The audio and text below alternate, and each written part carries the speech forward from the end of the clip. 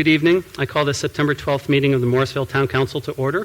Thank you to those watching via live stream and those who are watching a recording of this meeting.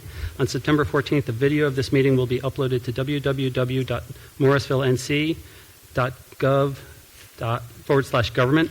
We're having a little bit trouble with our stream now, so it might be actually just audio at that time, but we'll work to resolve that. At this time, I'd like to recognize our Sergeant-at-Arms. Officer McKay has been in law enforcement for just over a year. Prior to 2022, he worked in the private sector. He currently serves in the Patrol Division. Thank you very much for being here with us tonight. Tonight's invocation will be delivered by Rob Anderson. He is our town chaplain, and we appreciate him being here this evening.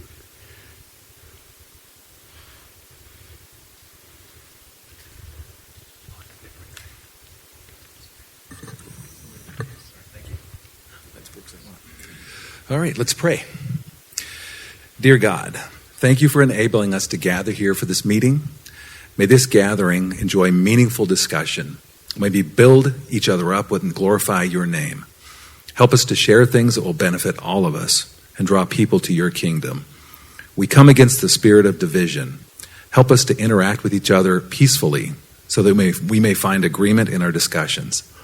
Help us to deal with the different challenges that we face as a community. Bind us with cords of love that we may come to common ground even when we have different opinions. Lord, create an environment of cooperation in this place and help us to be one in spirit. May we approach each other with respect and with kindness. We recognize that it is in you and through you that this has happened. May your glory and your peace fill this meeting. In Jesus' name we believe and we pray. Amen. Amen. Thank you, sir. If you are able, please stand as we recite the Pledge of Allegiance. Crowded. I pledge allegiance to the flag of the United States of America and to the republic for which it stands, one nation, under God, indivisible, with liberty and justice for all.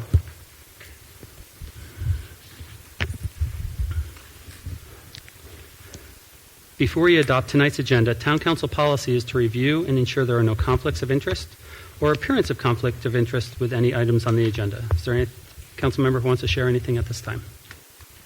No. Okay. I'd entertain a motion to adopt this evening's agenda. I move that we adopt this evening's agenda. Second. Motion and second. All those in favor, please say aye. Aye. Any opposed? Hearing none, that carries unanimously 7-0. There is one item on this evening's consent agenda, a resolution in CPOA authorizing the purchase of real property at 123 Markham Drive. Would anyone like to ask any questions about this before we vote on the consent agenda? Okay, seeing none, is there a motion to adopt this evening's consent agenda? So moved. Second. Motion and a couple of seconds. All those in favor, please say aye. Aye. Any opposed? Hearing none, that also carries unanimously 7-0. We are now at presentations. We have two presentations tonight, a proclamation recognizing Cary Fire Department Station 7 co-location and a proclamation recognizing National Preparedness Month. I'll read the first proclamation and then ask some guests to join me up front and then the rest of the council for a photo. This proclamation is in recognition of Cary Fire Department Station 7 co-location. Whereas the town of Morrisville and the town of Cary have forged a collaborative relationship that is characterized by shared goals, mutual support, and a commitment to enhancing the well-being, public safety, and prosperity of their residents and the broader region, and whereas this strong relationship between the town of Morrisville and the town of Cary is a direct result of the steadfast and exemplary leadership exhibited by their respective town councils and staff, and whereas one of the most compelling illustrations of improved service delivery is evident in the collaborative efforts of the Cary and Morrisville Fire Departments as they have jointly undertaken multiple initiatives, and whereas a pivotal initiative that laid the groundwork for all subsequent partnerships was the cohabitation of Cary Fire Station 7, which commenced in the year 2007, and whereas the collaboration in sharing a fire station has yielded numerous enhancements in the well-being of both communities. These include a notable rise in joint training exercises between Cary and Morrisville and the implementation of the innovative Cary, Apex, and Morrisville, or CAM, response model, which transcends jurisdictional boundaries for seamless service delivery, And whereas, as a result of these efforts, both towns have achieved the highest possible ISO rating and earned accreditation from the Center for Public Safety Excellence, marking a significant achievement in public safety and emergency services. And whereas development of the built environment in Morrisville has changed the response needs for the Morrisville Fire Department, and the opening of Morrisville Station 3 precludes the need to continue cohabitation at Cary Fire Station 7, now, therefore, the Town Council of the Town of Morrisville does hereby recognize the Town of Cary for their steadfast commitment to collaboration in all facets of local government, and thanks the Town of Cary and the Cary Fire Department for the opportunity to cohabitate at Cary Fire Station 7 for the past 16 years.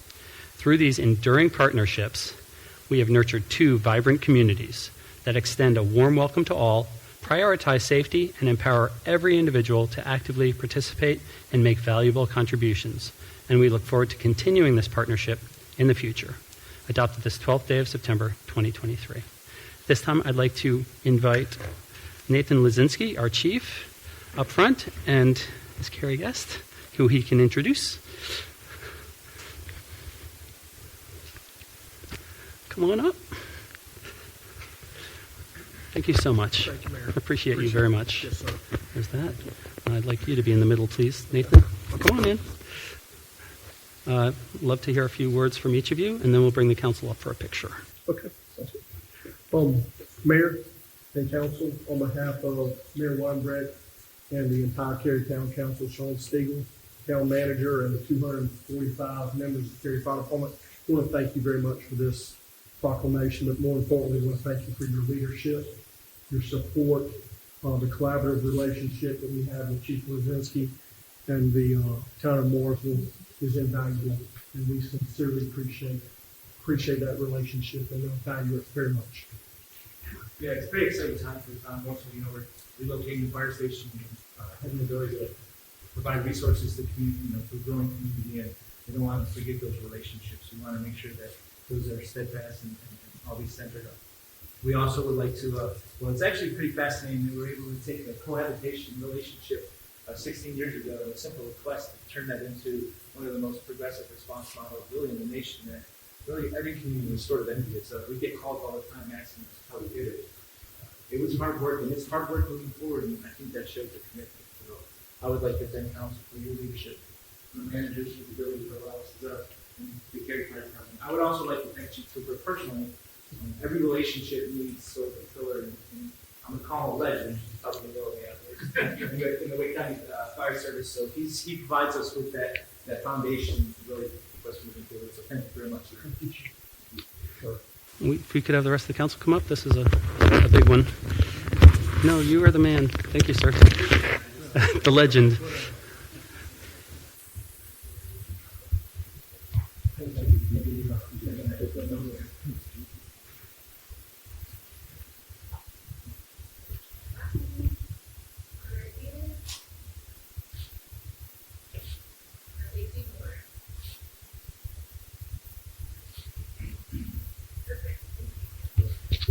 Mayor, thank you again. Appreciate it. I got an offer. If you wanted to go make it Yes, sir.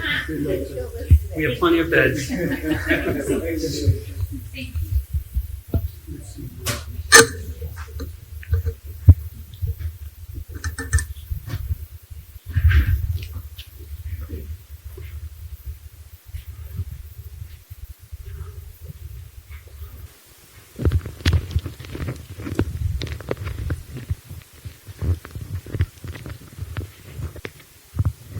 Okay.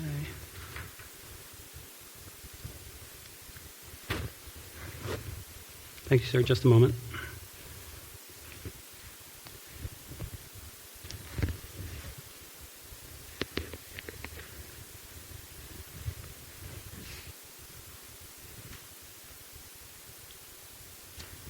This time I'll read the next proclamation. This proclamation recognizes September as National Preparedness Month.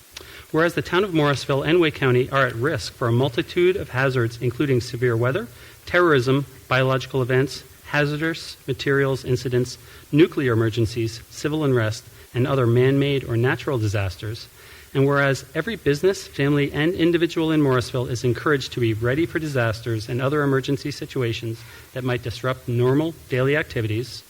And whereas all Morrisville residents can take steps such as making a family disaster plan, creating an emergency supply kit, and staying informed to help make preparedness and personal responsibility a priority, Morrisville residents should know and understand the risks for their community and plan accordingly. And whereas the town of Morrisville recommends residents include the safety of their pets and or livestock in their emergency plans, and whereas FEMA and the Office of the President of the United States recognize September as National Preparedness Month to encourage North Carolinians and Morrisville residents to be disaster ready, now, therefore, the Town Council of the Town of Morrisville does hereby recognize September as Preparedness Month in Morrisville and encourages all residents to plan and prepare for weather-related and man-made disasters by assembling their emergency supply kits and updating their emergency plans. I would once again like to ask Chief Lizinski to come up to just receive this proclamation. I'm sorry? Not at all. All good. There you go. Would you like to share some words about preparedness? Sure. We have the saying that you should be active participants in your own self-rescue. It's kind of the idea that you should prepare as much as you possibly can for the inevitable or for the possibility that you could have an emergency. I think historically we used to think that, emergency response was the only way to sort of save people, but we understand there's multiple different facets now, including preparing for the possibility. So we have a wonderful CERT team if anybody would like to get involved with the community. And that's a great way to sort of get involved, learn some extra skills, and really sort of provide your community with assistance. So. Okay, excellent. Let's just take a quick look.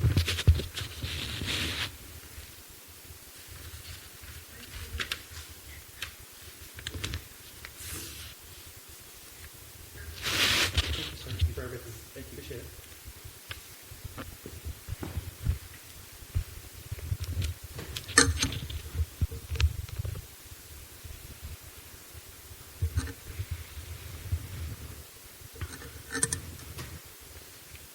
Okay. At this time, we're at item 9, and this item is the appointment of our new town manager, effective October 1st. And Mayor Pro Tem and myself are going to share some things, and then we're going to have a motion in a second, and we'll have a chance to say a little bit something about our next town manager. After Martha Page announced her intention to retire as town manager in late June, Town Council has been hard at work behind the scenes to establish a careful and deliberate process to select the new town manager. On August 28th, the town announced that Brandon Zudema, Deputy Town Manager, has been selected by Town Council to serve in that position beginning October 1st. On behalf of the entire Town Council, the Mayor Pro Tem and I would like to share with the community the work we have done to make the best decision for the residents and businesses of Morrisville, our many partners and stakeholders, our employees, and Town Council itself. The importance of this decision has been paramount in our minds. Town Council felt it was important to share with you the process we used to make our decision. So countless hours have been spent in multiple closed sessions since July to consider the best approach to conducting a town manager search. We have been very fortunate to have had strong and steady leadership for the past 10 years in Town Manager Page. Only 2 of us on council currently, Councilmember Rao and me, were part of the 2013 search for when Martha was hired. So much about our town has changed since then. The one thing we knew during this process is that we wanted to do it right and to ultimately share with our residents and businesses the right decision and how we got there. Personnel matters are sensitive, and it was also important to us to be able to avoid disruption to our staff and town operations while we considered what we needed to do. We wanted to be timely but thorough in our decision. Council felt it was important to consider and evaluate all recruitment choices for selecting a town manager and reviewed multiple approaches to doing that in early July, including consideration of both internal and external candidates and evaluating the advantages and challenges of the various recruitment process options. So Town Council also had a robust discussion about other factors we needed to include in our decision making. such as a transition time to a new manager, current workload of town council and staff, impact on staff and services and programs, and other components to the recruitment process. Town Council also received updates on the current status of work and projects in all of our departments and considered what would be the highest priorities for a new town manager. Meeting the needs of our special community was at the forefront of our minds. We have many great things going on, and maintaining our progress and momentum is important. We recognized our years of success, and getting things accomplished left us in the unenviable position of not needing to fix or drastically change our direction. We are in a great place while making a transition at the leadership level. Town Council recognized early on that we were fortunate to have a strong internal candidate to consider for that job. Brandon has been with the town for almost 4 years and has good working relationships with town council, town staff, and town residents. He has helped lead many strategic initiatives on our behalf. Our decision was to consider a highly qualified internal candidate as the most likely best choice for the town. This methodology proved to be correct and has served the town council well. While we decided to move ahead talking with Brandon alone, we did not shortcut the process. Town Council developed a comprehensive set of interview questions to gather information about Brandon's perspective and approach to serving as town manager and supporting community and staff needs. Special thanks to Councilmember Robati for spearheading that effort. Town Council also contracted with an external consultant to conduct an emotional intelligence inventory, a common part of a town manager recruitment process. Town Council conducted an extensive interview, and following a debrief and deliberations affirmed our original feeling that Brandon was the right person to serve as our next town manager.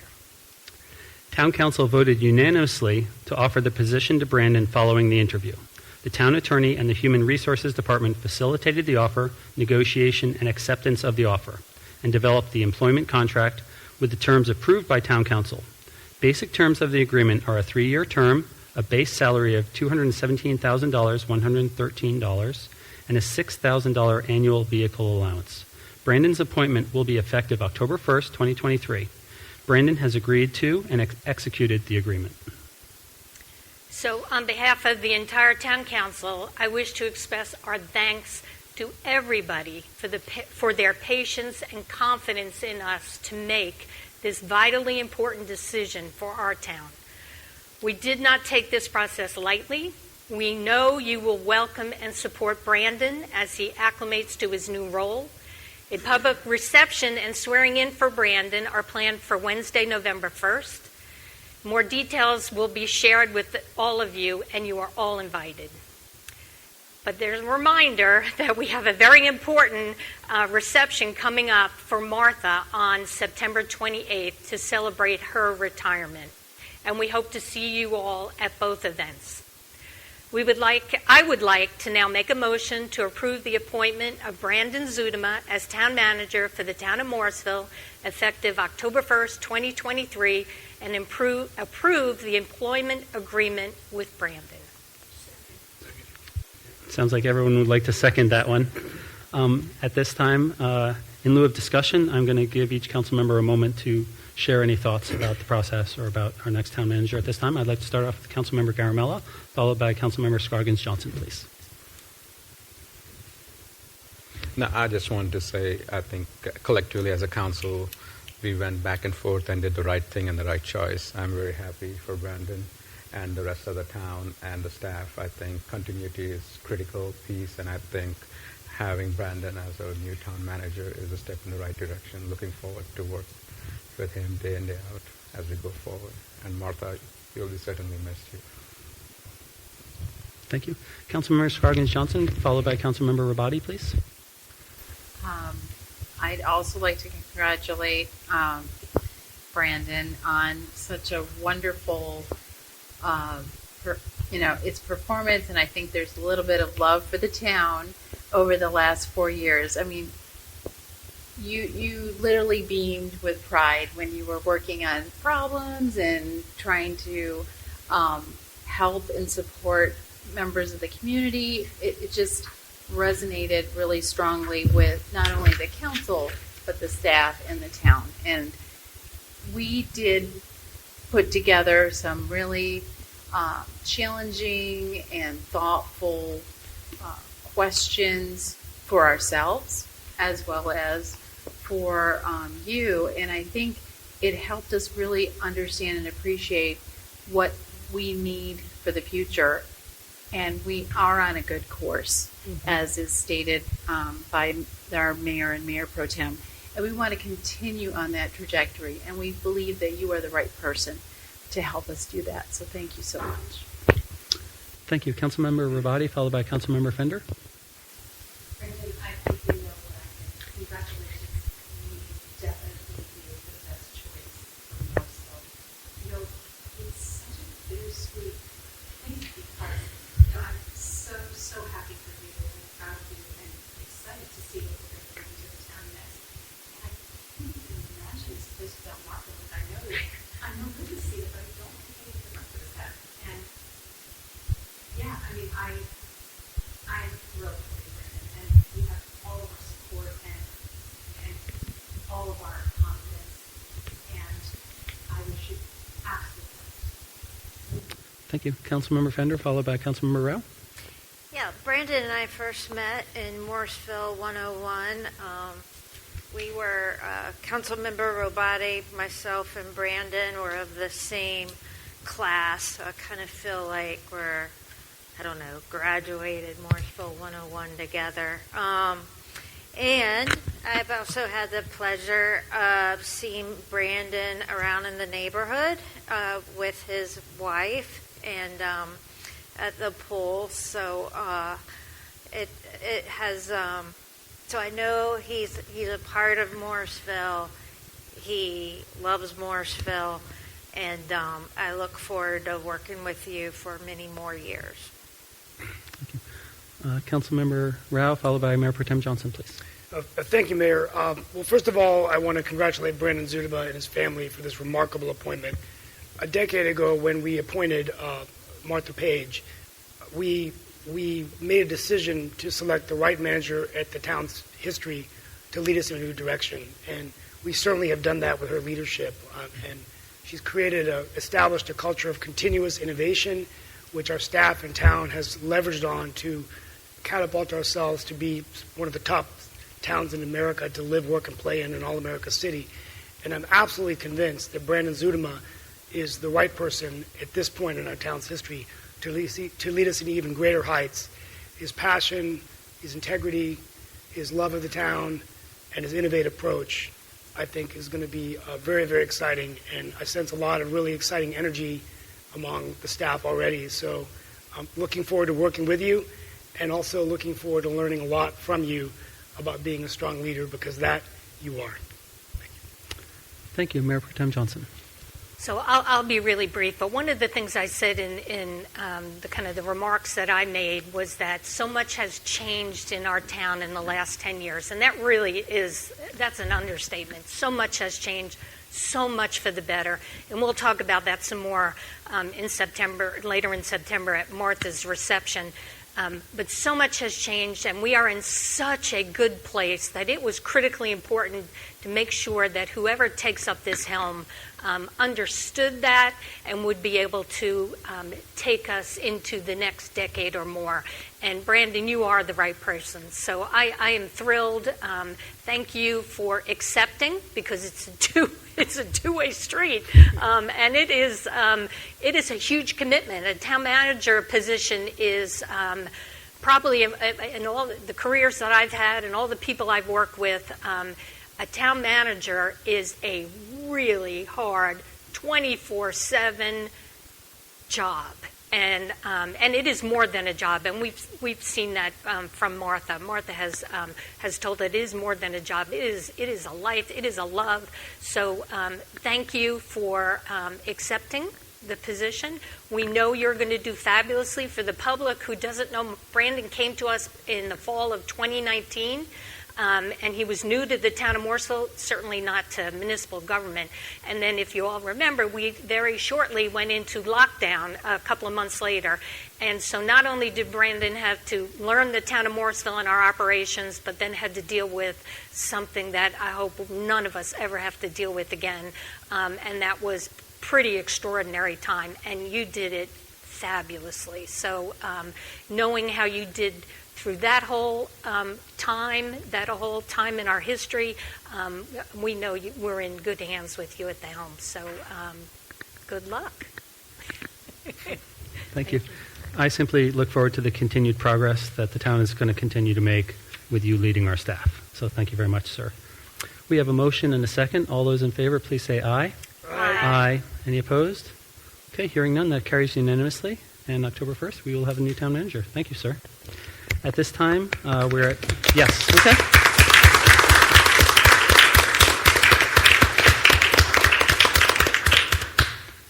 At this time, Town Clerk Smith will present any public comments received and recognize any in the audience who signed up. Thank you, Mayor Cawley. There were no public comments received via email, but there are 3 individuals signed up to give in-person public comments. The first individual being Mr. Bob Butler. Okay. And just as a reminder, each person approaching the microphone, please give us your residential address, your name, and you'll have 3 minutes to address this body. After 3 minutes, it should ding, and please just finish that last thought. If there's anything else you want to share, you can always email it to us. Thank you, sir. Thank you. Good evening, Town Council and staff. My name is Bob Butler, and I live at 112 Leecroft Way. Last month, I came before you to thank you on behalf of the pickleball community at Morrisville Community Park for the pickleball courts. Tonight is the second leg of my gratitude tour. Now, I don't know how many legs there are going to be, but I suspect that after the dog park is finished, I'll be on my 4th leg, if you know what I mean.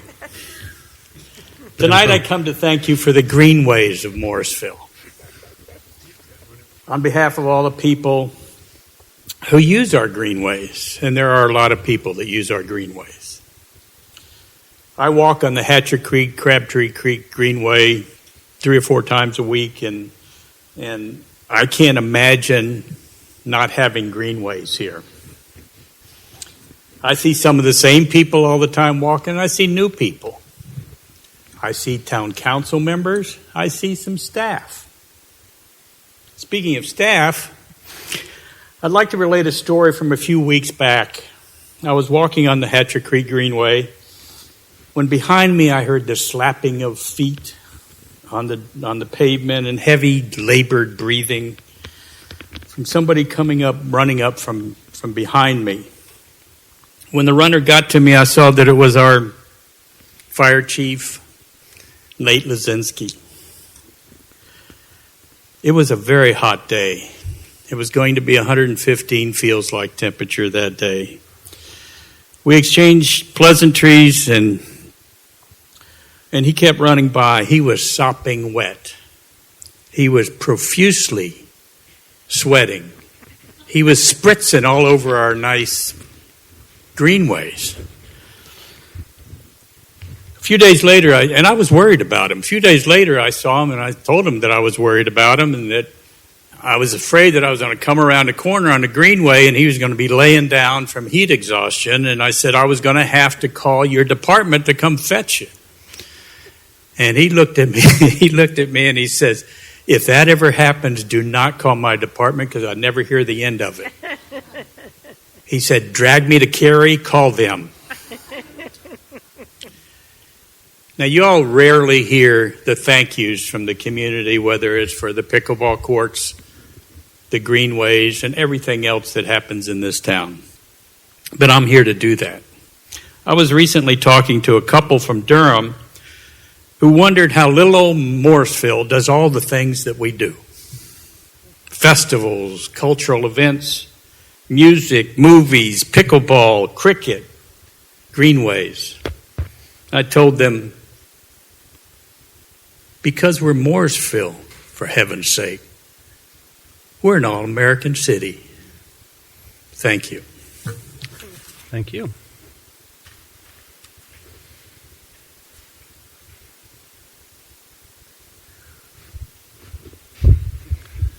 The next individual signed up to give in-person public comment is Mark Dixon.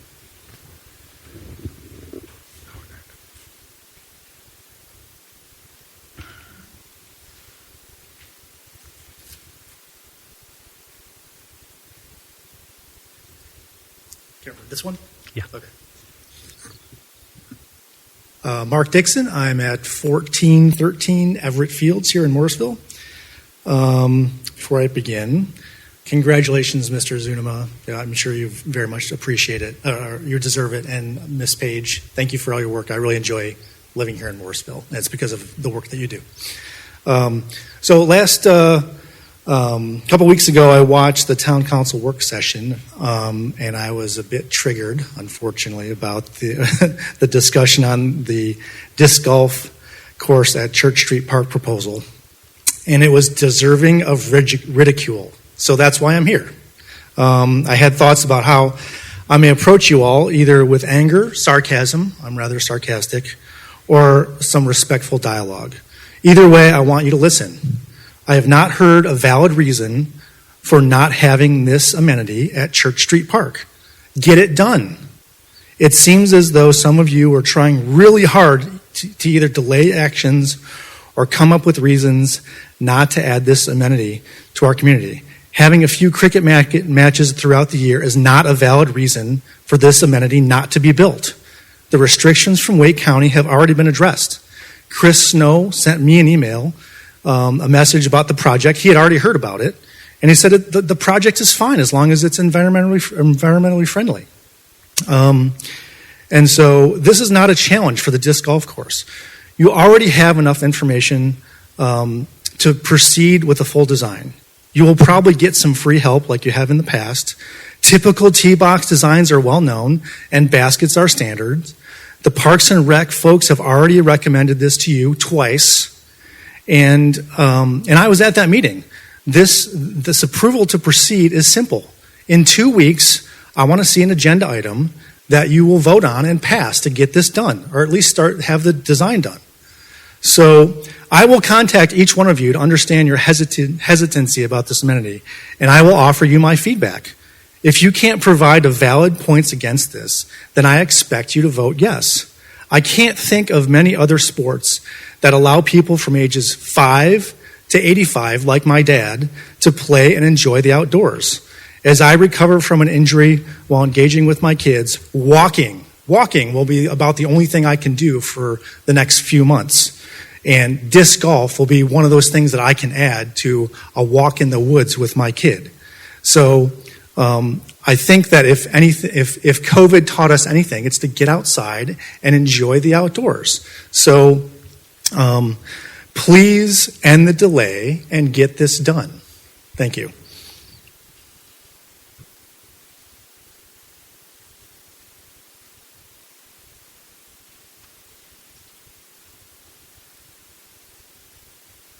The next individual signed up to give in-person public comment is Phyllis D.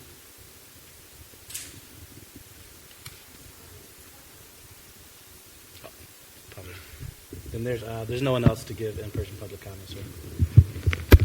There are a number of people here in the audience.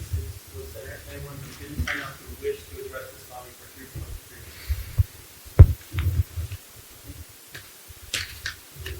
public comment? You can always email us at any time. There is one public hearing on this evening's agenda. Zoning plan. Chris Lawson, planning manager with Great Council on the Edge. Prior to the public hearing. Sir. Hey, good evening, everyone. Eric, could you go back to the presentation? We can do it. Okay.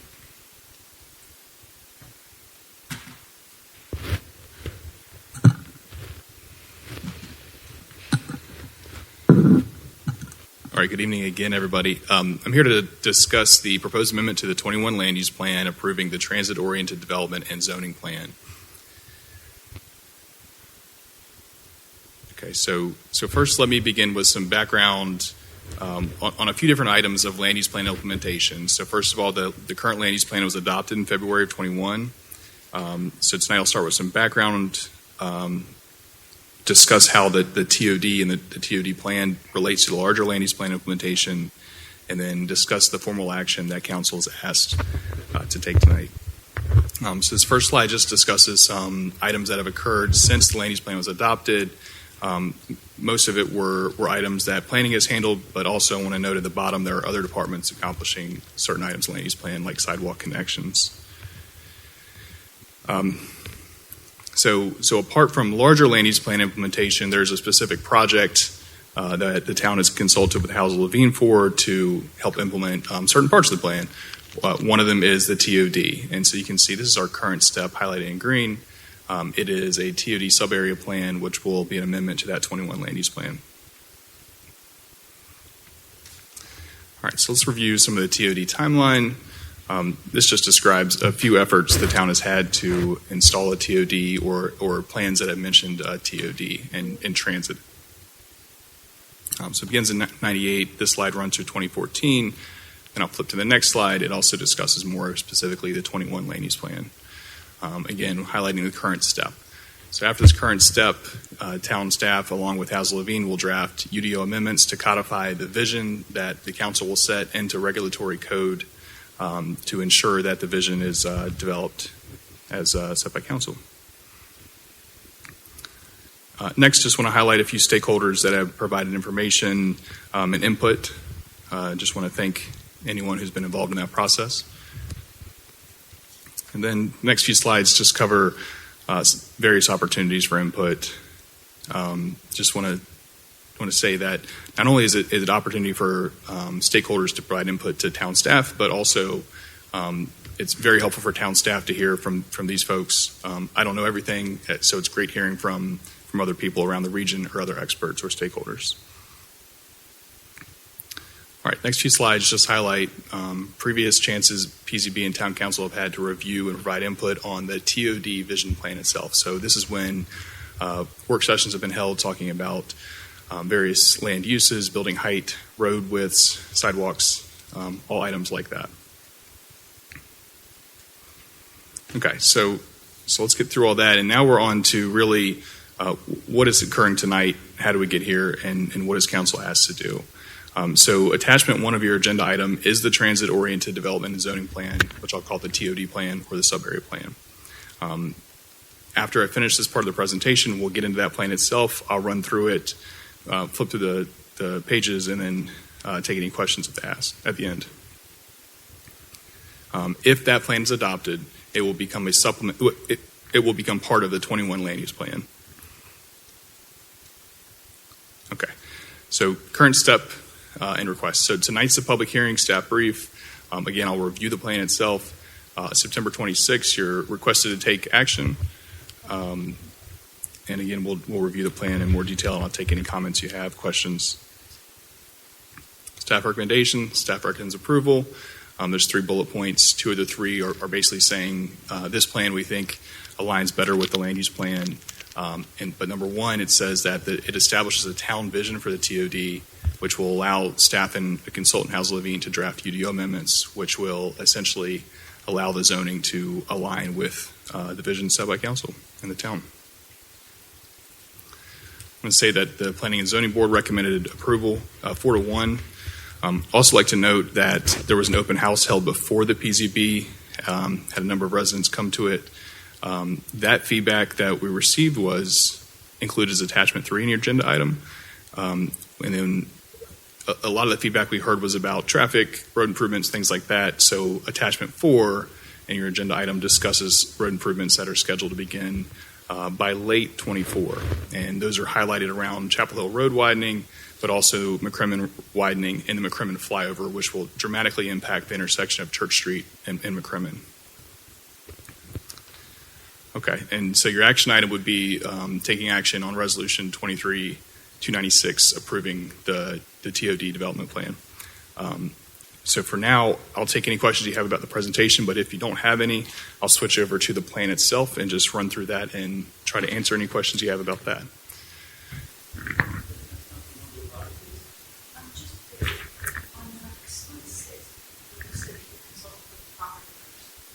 Was that outside of the feedback, how the input sessions conducted in their slides? Or were you referring to property owners that showed up? No, so the property owners were targeted at the beginning of this project. They were all mailed letters, and we had a specific meeting just with people that live and own property in that area. The people that showed up to that meeting were mostly the folks you see that live along Church Street and along McCrimmon, and then a few more commercial-based property owners in the TOD East. And so, yeah. Thanks. So I was reading the PCB notes, and it looked like Josh Michael had a concern about the Church Street 2 lanes, and it looked like you mentioned there was no plan in the works to widen Church Street, but there's the ability to widen. So what's the plan to widen as it's developed and widened by the developer? Sure. That's a great question. That came up a lot at PZB and the open house. So I'll describe it in a few ways. The first way is the current transportation plan shows Church Street as having curb and gutter, a certain width of drive aisle, and then sidewalks. So a large part of Church Street in that area is not built out fully to that plan yet. The second thing we're mentioning that we included because of this feedback is the significant changes to that Church Street and McCrimmon intersection. And then the third thing that can happen right now is most of these developments are most likely going to have a transportation impact analysis, which will discuss the ingress, egress from the development, if stoplights are needed, and other similar widenings. The transportation plan does not call for Church Street to automatically become a 4-lane road or divided median road such as McCrimmon or similar roads. It remains it being 2 lanes. And I would suspect it would look more like in front of Myers Point, Hampton Place, where it's got the middle turn lane. Those TIAs called for that. But any TIA is going to call for improvements beyond that.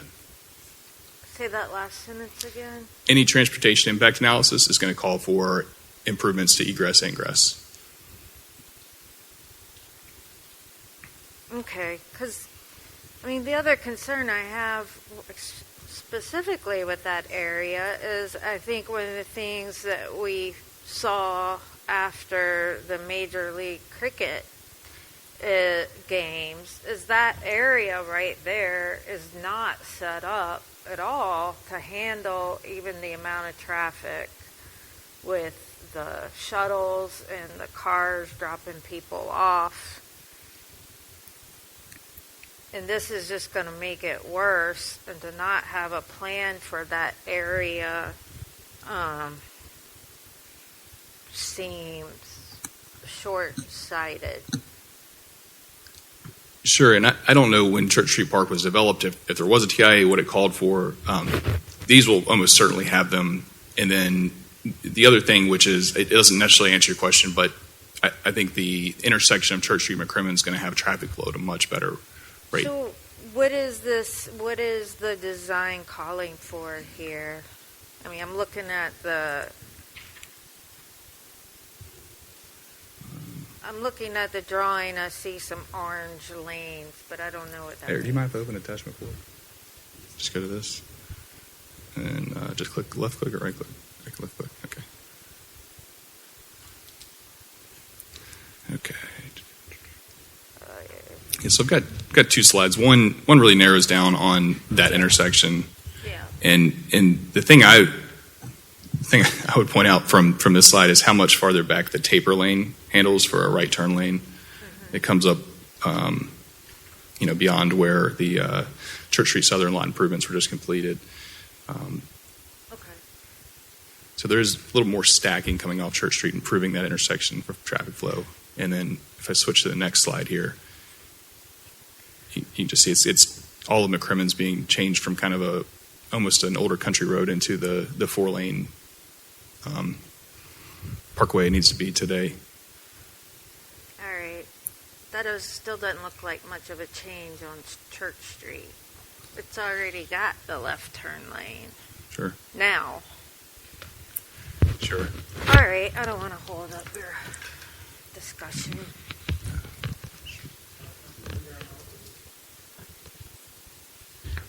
Hey, Chris, if you can go back to the chart.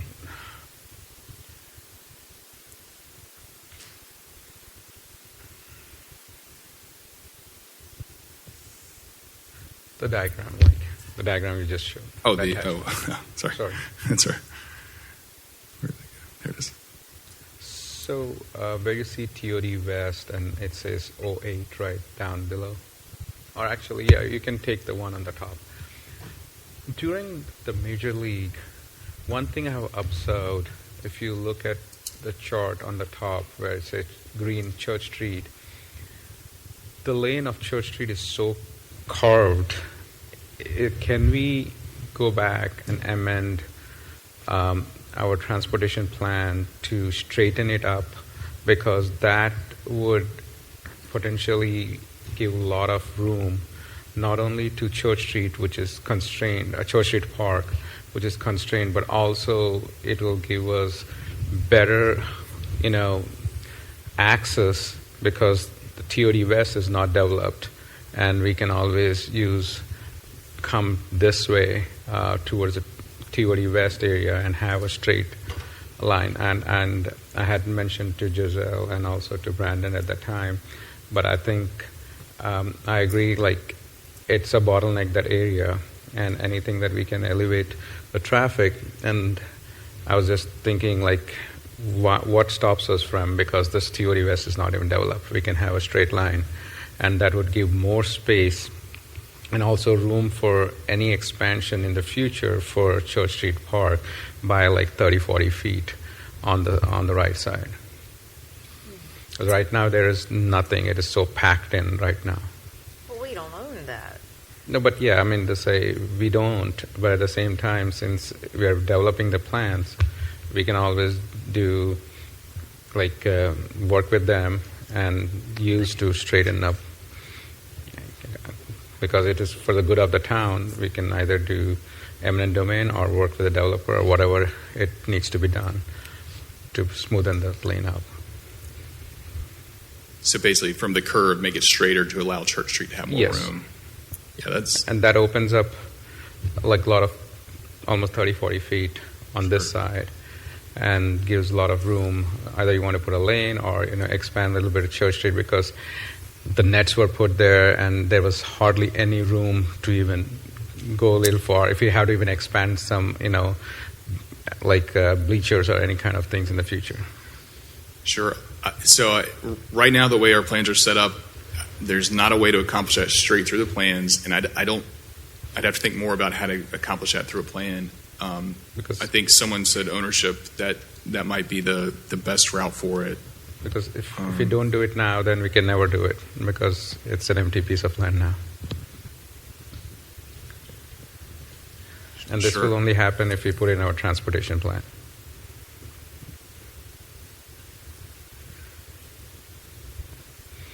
So your name and the role for the record, please.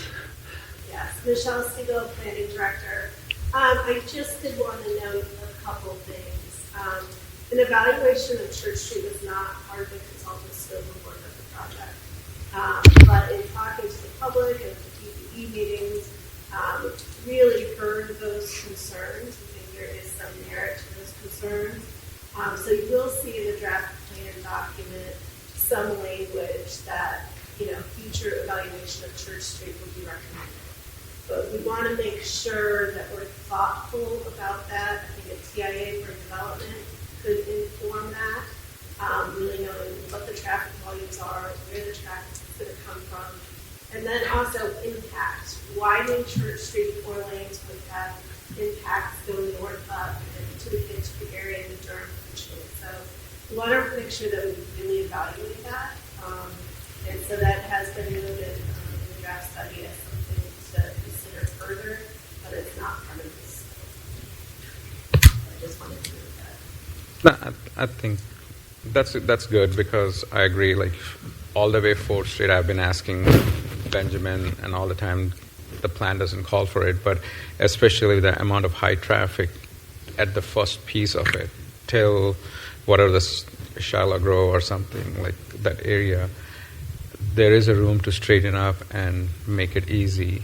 And I think this is the best opportunity. I would not go all 4-lane because that's known, like, acquisitions and properties, that's way too much. And I think if we can even work this one out, it'll just give more room at the mouthpiece of Church Street and McCrimmon.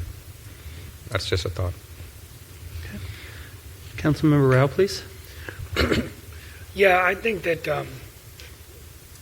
and you don't have to answer this now, but I would be curious as to, and maybe the representative of council that serve on Campo, is what the costs are for widening on Church Street and these kinds of transportation improvements, and if there's anything that we can do to make a case to DOT, through our relationships, that this is an area town needs to be looked upon, especially with cricket, and we're working to bring in all these international events here.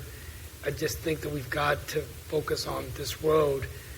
We in the past have focused on areas through bonds, through LAP funding, like Morrisville Carpenter Road was actually when we came in to retreat in 2013 and picked one road project. So that's something, but I just don't know what the cost is. Is it, that's, so we could find that out.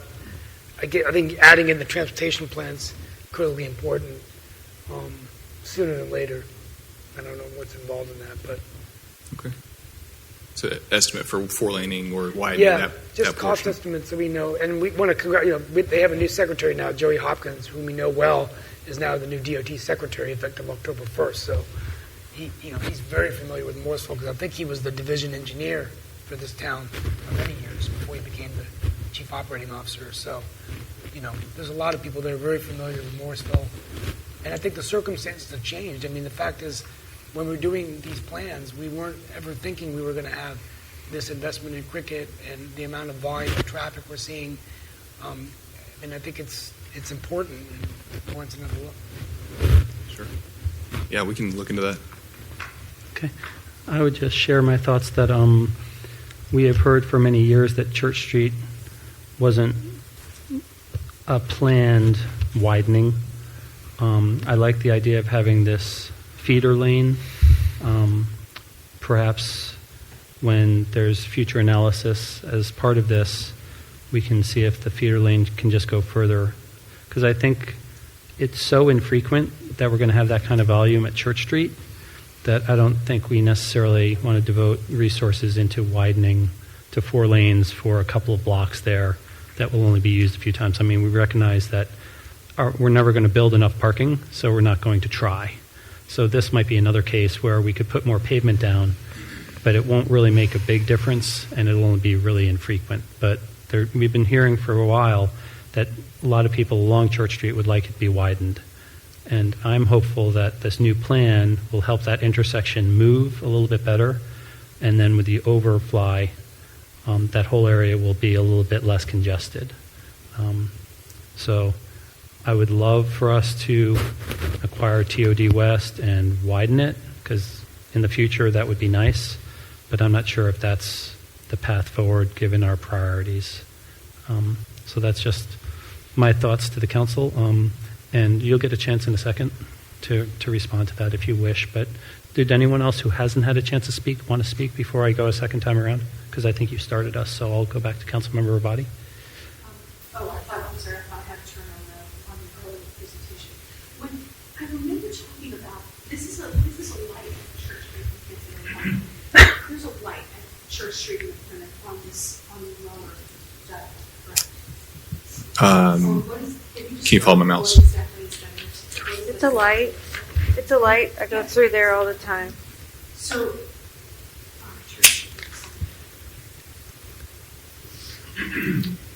Randy. No, I'm sorry. Okay. Circle back to Councilmember Garamella, followed by Councilmember Fender. I think I want to reiterate, this is the best time to straighten that TO, like Church Street now, and put in our transportation plan. If we don't do it, even if it goes through rezoning, even you can do everything and nothing will work.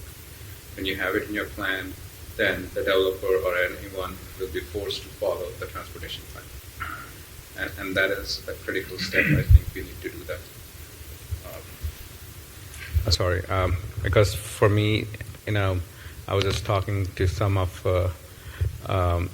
Cricket USA people yesterday.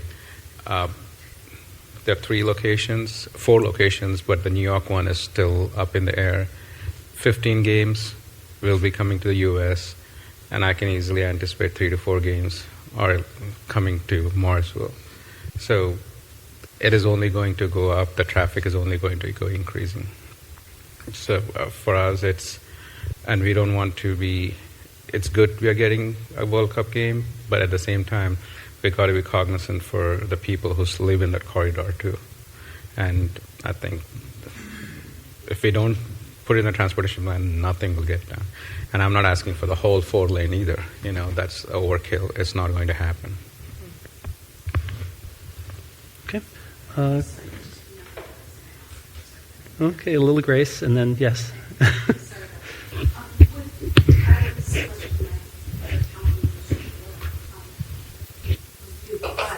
Would adding plans to do more than what's shown here to Church Street to transit, would that delay this project, or would that be a future state situation? So, the street to rip up the same road twice, but on the other hand, I don't want to delay this project. yeah, and so I'll answer. So Danielle, principal planner, she's really the go-to for transportation. From how I understand it, that would not delay this project. This project is just, from what I understand, waiting on the funding to come through for the construction to begin. So this is going forward, is what you're saying? Yeah, this is projected to begin by late 24. These plans have been drawn. This is the same plans that I think Danielle received a cost estimate to do, like the greenway under the overpass. Do you all remember that? Did I describe that accurately? Yeah. For the better. Yeah, and so she had a cost. She could get a general cost estimate for how much that plan changed cost. So, but no, I don't think a change to the town's transportation plan would impact this at this point.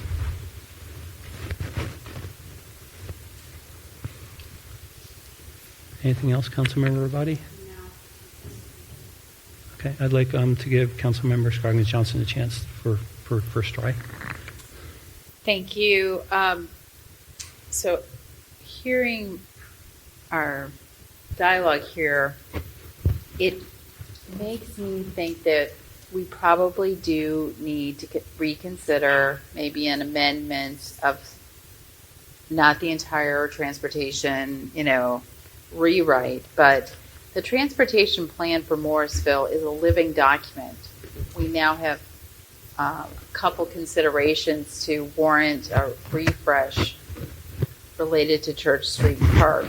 We have new activity in the park itself, which causes more impact in the traffic patterns now a couple times a year, but with more development, it's becoming a day in, day out kind of impact.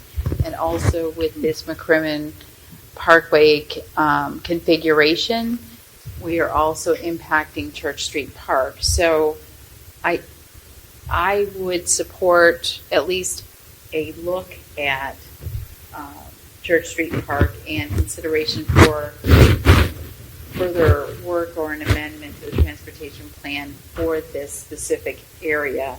I don't think we need to look at the whole plan, but at least to make it realign with these two activities, because it's been a few years since we have approved the transportation plan.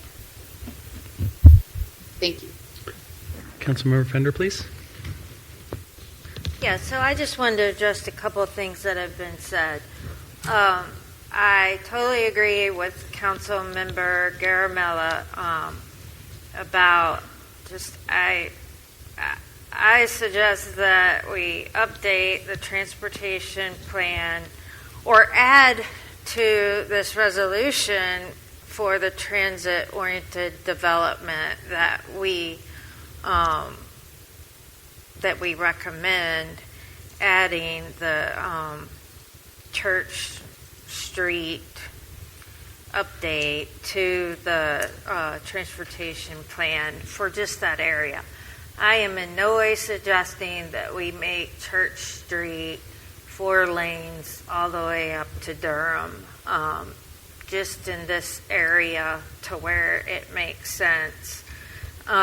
Because, I mean, you guys know where I live. I live up Church Street in Kitts Creek, and during that weekend of the Major League Cricket, I drove up and down that road past Church Street Park multiple times, and maybe I was contributing to the problem myself, but it was a mess. It was a mess that the Church Street right in front of the park cannot handle the amount of traffic, the type of traffic in front of that park. So, and then to address the mayor's comment, the updates to that to the road that we're suggesting is not just to handle the couple times a year. It's, I mean, because we're talking about this development, it's to handle the increased development that we are talking about right here with this plan, in addition to the problem that we already have that exists today.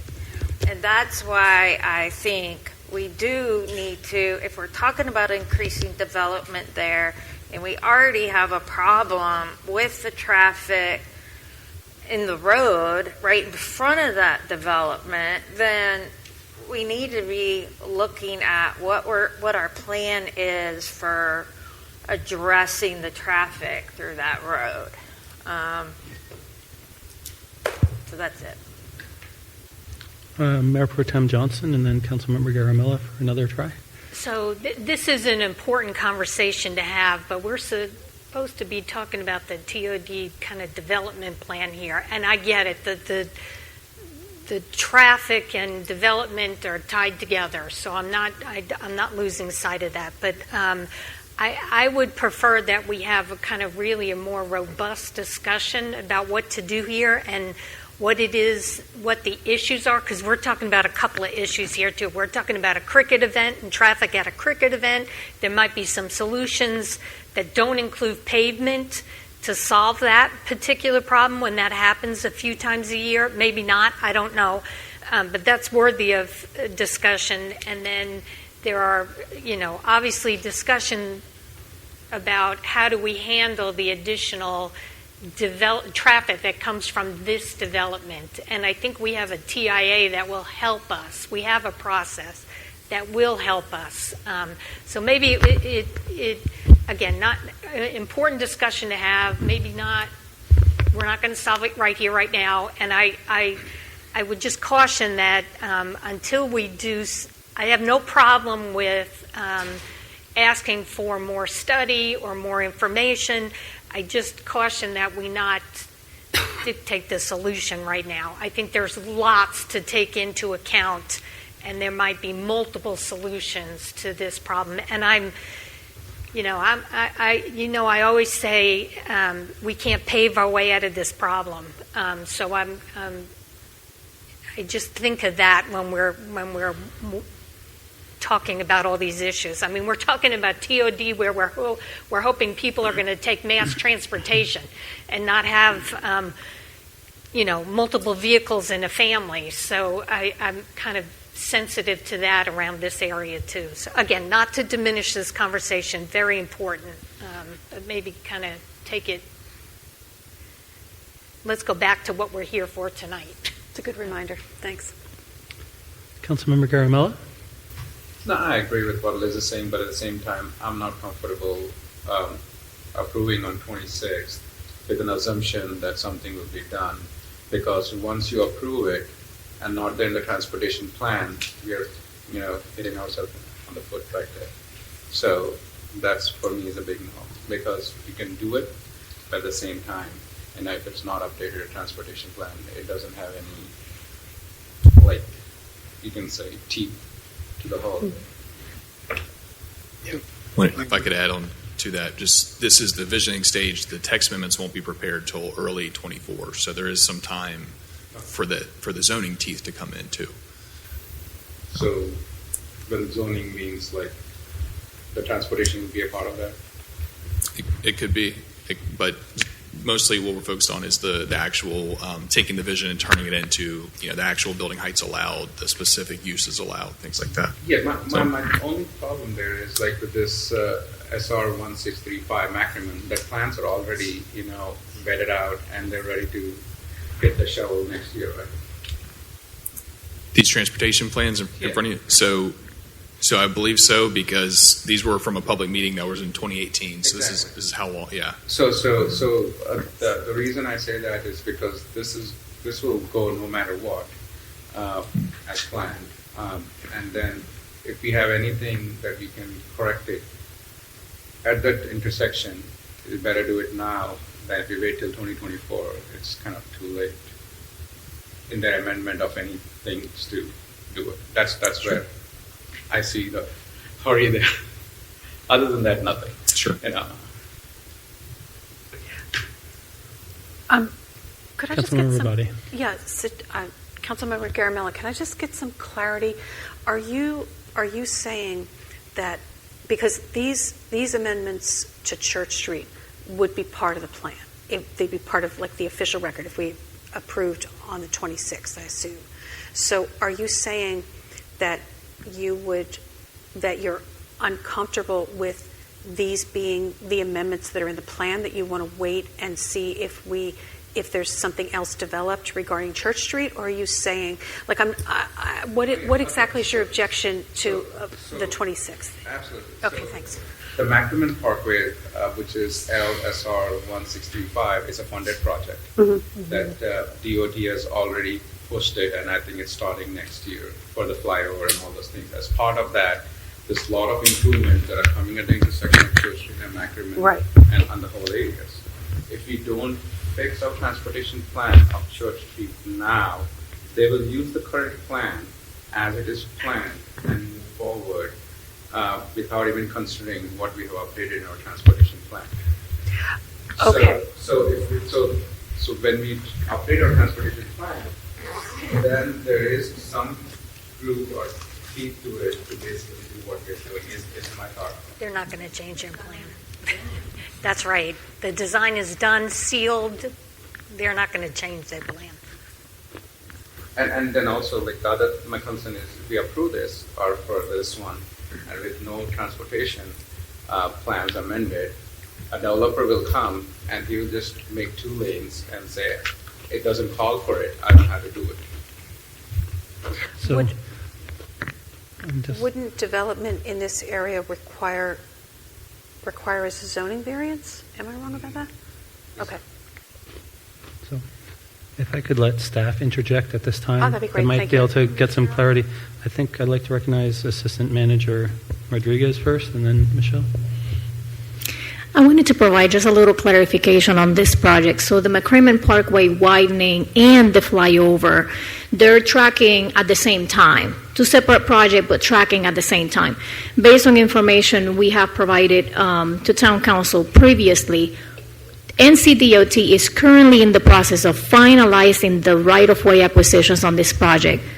In fact, they have very few parcels that are left that they are trying to finalize that so that they can move forward with the project.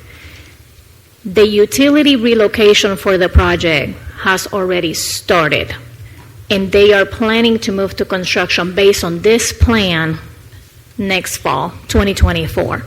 So changes that we can make to this plan, we really don't have that flexibility to do changes to this plan. As you have alluded to the intersection of Church Street and Macrimon, the improvements they are doing are improvements that benefit the intersection. And in fact, they're not looking further down Church Street and incorporating all those other changes. I'd like to add that when we designed the southern lot staff elected to do a TIA as related to the project to identify the access points and making sure that we were doing the improvements that we needed to do. That TIA was limited to the southern lot development, and again, it's not doing a holistic approach to Church Street. In order to do a holistic approach to Church Street, then we will need to take it to a different process, communicate with Campo, communicate with NCDOT, and as you have alluded, make improvements to the CTP. The staff is planning to work on that in the next quarter in 2024, first quarter of 2024. That's currently the plan. So I just wanted to provide you a quick overview as to where we are with this transportation project so that you knew essentially we really don't have flexibility on making any changes now, but we may have some opportunities in the future. It's just not through this project. That's very helpful. And I think that covers what our planning director was going to bring forward. So essentially, this is pretty fully baked, probably 10 years or more in the making, so with less than 1 year to make changes. I do like what I'm hearing about the what's being put before us now has language encouraging some more research in this space, in this area. I do agree with Councilmember Garamella that looking at TOD West and maybe trying to make it a little bit wider through that area in front of the park will help. We have some lived experience on that, especially on busy weekends. And like I said before, Church Street residents and people who use that have been mentioning that they would like it widened for a while. But it's never really been justified by data. So I guess to kind of summarize, I think there's some general concerns that this has already gone too far to really make adjustments right there, but there are going to be some painful times. And I think we're all hopeful that there might be opportunities to make this area better as part of this process. Like, if we could maybe, as a group, do we want to direct staff to, as soon as possible, get a closer look at that area to see what we'd be able to piggyback, probably not concurrent, but soon after, to try to address some of these issues? Would that be satisfactory, Councilmember Garamella? In lieu of saying no to what we're doing here? No, I think I agree. Like, there is no room for improvement for this particular, based on the plan that Giselle was talking about. I think there is merit in ensuring that Q1 that it is part of the transportation plan somewhere before someone comes and breaks ground on TOD West. That's my only last ray of hope. Otherwise, once they start construction, they submit something, it's not there, it's not going to happen for life. Okay, and there's the political reality of trying to change the zoning or put a road right somewhere that someone's going to have to do more work. So I'm sure we would hear from those property owners, but for the good of the town, we would entertain all options, I think, probably. Speaking for myself. Councilmember Rabati, did you want to chime in at all? I did not. Okay. Thank you, Mayor. Okay. Does staff want to sort of give us a little bit of comfort of where we're at and how we can continue to move forward with what you're presenting us? Yeah, just to piggyback on your comment about piggybacking. When this area develops, a TIA will need to be done. So in terms of future improvements, anything that TIA would recommend due to impact, those are improvements that develop in the capital. So those improvements that get piggybacked on, as well as anything that's in the CTP, which if we've evaluated and amended that before someone comes in, that's kind of the second opportunity there as well. Okay. Historically, it seems like the TIA doesn't quite meet the needs sometimes because it's very finite and it's only for that property owner. So I think that it's probably a future decision, but I think there might be some on this council who want to be more proactive and not wait for a TIA based on development, but really take a look at it. It gets developed as densely and intensely as we expect. That coupled with some Church Street Major League Cricket or World Cup weekends, what that would have to look like to not really break that area for a certain period of time. We don't want to overbuild, but we'd like to build probably a little bit more than what a TIA would indicate. So are you comfortable with looking at that in the next few months? They should do a TIA when the World Cup team is there. Then if they're good, then I'm good. That's maybe a little overbuilt, but do you sort of... Okay, I'd like to recognize Mayor Pro Tem Johnson on that. So remind me, either Chris or Michelle, when the transportation plan was adopted in March of 2019, and didn't we have language in there that said we were not going to wait 10 years to reevaluate, that we were going to do like a mini update, and aren't we coming close to... So the timing is kind of right to have this kind of mini update look at these, and this is probably not the only area we want to kind of reevaluate, quite frankly, but... So I can't speak to whether that language is in there. I honestly don't recall about that plan. I can let you know that we have been keeping a running list at the staff level of different things that we see over time. So we might have a dozen things on that list already. A large number of them are coordinated with some of our regional projects, such as the Triangle Bike Lane, making sure those connections are linking up with our plan. So we do maintain that running list. Beyond that, it's really just an issue of prioritization, fitting into the workload at the best time, and funding at the best time.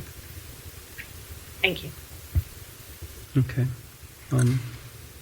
Does anyone have any further comments? Otherwise, it seems like we're a little bit comfortable at the idea of giving staff a little bit more direction to be proactive in this space. And we'll circle back, as Mayor Pro Tem indicated, to what's right in front of us tonight. So I think we're done with the questions on that part. If you want to continue your presentation. Sure. Okay, so just recapping, I think I finished the presentation and I was going to switch to the plan itself and just review each sheet briefly with council. All right, so this is the Transit-Oriented Development and Zoning Plan. Again, this is a sub-area plan for the TOD district. This plan will help the town set a vision and then town staff to adopt development standards related to the TOD. So this is just the cover page. Let me switch the view. Single page. Okay. Sorry, it flips like an actual book, so I got to switch it to single page view. Second page is table of contents. And the first real page just comes to engagement and outreach. Just discusses engagement and outreach that was done with the plan. The image here on the right side of the page is from the 21 land use plan, which was used to really say, hey, this is what the town envisions for a transit-oriented district, as we discuss with the folks on the left. Okay, next page discusses the context for the plan. So the plan just didn't, grow out of the ground yesterday. It was thought of for a long time. There were different considerations and ideas that came up. And so really want to discuss why this plan, why now, why TOD, and that's captured in this page. And on the right just shows various land use plans and other small area plans that discussed a TOD, and then it captures the town population for when the plan was adopted for each of the plans. Yeah. So. Third page discusses the vision, and which is a transit-oriented zoning district that's inclusive, pedestrian prioritized, and then within walking distance planned transit stops within central Morrisville that would promote Morrisville's identity and image and economic vitality, and then accommodate transit users. Third page, planning influences. So what are the items that were around the TOD area that really kind of influenced some of its design, whether they were positives or things that could be a negative? So first of all is the proximity to 54 and the railroad corridor. Second thing was proximity to the Gateway Overlay, Perimeter Park, major employment centers, Wake Tech, major education and employment centers. Town parks and greenways. So we just talked about this a lot, but we're right on a greenway, right next to a couple major town parks. And then one of the things that I think could almost be more considered one of the negatives is the kind of hashed areas, the darker areas here. These are areas that are still an EPA Superfund site or were previously a Superfund site and are delisted, but may still require some kind of cleanup before they're really developed. Okay. A few other additional considerations that influence this. Working right to left, the airport overlay. We've planning director and I have met with RDU plenty of times to kind of discuss the height of buildings, discuss noise, other considerations. The middle, where would besides the smart shuttle, where would transit go? Where would it run, and what are the focal areas for that? So we have potential rail and potential rapid bus shown. And then on the left, to develop a big area, you got to have parcel consolidation, which tends to be easier if you have one owner of a lot of parcels. You can see that there's a multitude of owners across the district, and how would that impact building a road potentially over between two developers and over the course of many years. Just other things that were thought about. Okay, so next, printed this the wrong way. All right, land use types. So these are the four general land use types that were discussed and are proposed. So we'll just pick one random area here. TOD residential, mixed use, transit supportive mixed use, and then office research innovation. You can see on here that most of the height is concentrated either in the TOD east, so away from existing residential, or along the railroad tracks here. Again, farther away from existing residential. Also, we'll note that later in the plan, it says that residential along the railroad tracks has to have some kind of noise mitigation. That was mentioned several times, so just want to mention that now before I forget it. So yeah, the reason 5 stories was chosen as the minimum. There's many buildings throughout town that are 4 stories. There's an apartment complex right where my mouse is. It's 4 stories tall. Thought the 5 stories or higher would really differentiate this district compared to just a standard development. Okay, if I keep moving, building types. These are the same as the land uses, but will also kind of dictate the building type and the features of that building. Working left to right, to say the TOD residential should incorporate ground floor commercial and service uses at key intersections. So just because it's named TOD residential doesn't mean that it's all just residential. Should incorporate some kind of service commercial use at least key focus points within the district. Those key focus points are dictated later in the presentation by the type of roads and the intersections of the roads. Mixed use. These are really true vertical mixed-use buildings. The ground floor should be some kind of use that activates that space, has people coming and going. And upper floors could be residential, could be office, could be some other kind of use that doesn't necessarily have people walking by in and out. Third is transit-supportive mixed use. Really, the difference between the two mixed uses is that transit-supportive is named that because it's going to have theoretically more space on the upper floors for folks to live, maybe more people living there. And why it's transit supportive is that it's along the railroad tracks, it's closest to the transit, and it's has more floors for theoretically more people living there. And then finally, the office research innovation. If you'll notice, I'm going to flip back a slide. This is only in the TOD East. So this is the side that's closest to the existing employment centers, the educational centers. And then this should be not just another development similar to Perimeter Park, though that's fine. This is supposed to be more of a campus-style site design for pedestrians, ample landscaping, and then clear signage of different types of businesses and different mix of uses. And again, this can have commercial space at key intersections, commercial space that activates the site, not just another office space. Okay, so moving on, roadway types. These are different than the roadway types in the transportation plan. Really the goals of these were wide sidewalks, safe bicycle lanes, and then enjoyable outdoor spaces. The plan just notes kind of in this paragraph over here. Those who travel to the district should be greeted with an environment that makes parking and walking between multiple destinations the natural and preferable choice. So really a pedestrian prioritized area with still plenty of space for vehicles, emergency response, things like that. Moving on, streetscape features. These were items that were taken away from work sessions with the PZB and the town council. Some of the things that were prioritized here, I'll just hit one. So intersections and crosswalks. So not necessarily your standard intersection and crosswalks. We heard that when things that are a little distinct, stand out a little bit, maybe have some artistic features to it. And then what else we got? Planters. So I remember that was another item. Want to have a lot of landscaping planters, whether that be at grade or above ground, that provide seating, shade, other things like that. All right, so the last few pages here are the conceptual plans for each of the three districts. So the TOD East, West, and South all have 2 pages apiece. So there's a conceptual plan in the 3D model itself. It begins with the TOD East. Again, hopefully this is the area with those campus-like office features, mixed use. It's right on Highway 54, right on the McCrimmon flyover, Watkins Road, again associated with some of the larger employment centers. So we got a little paragraph kind of describing what generally the vision is.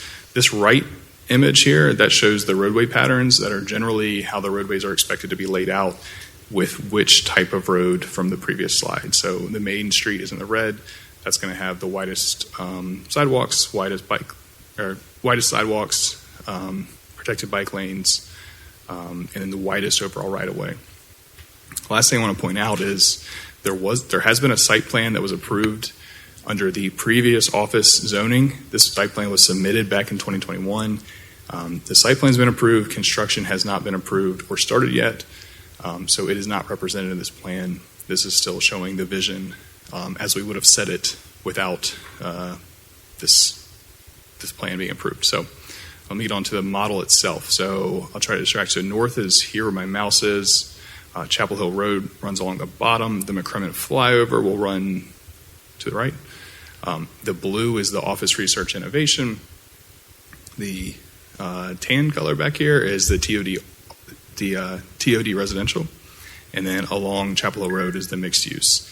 And so to kind of help orient you some more, where my mouse is right here at the corner of Watkins and Chapel Hill, that would be where the Welcome Federal Credit Union is currently.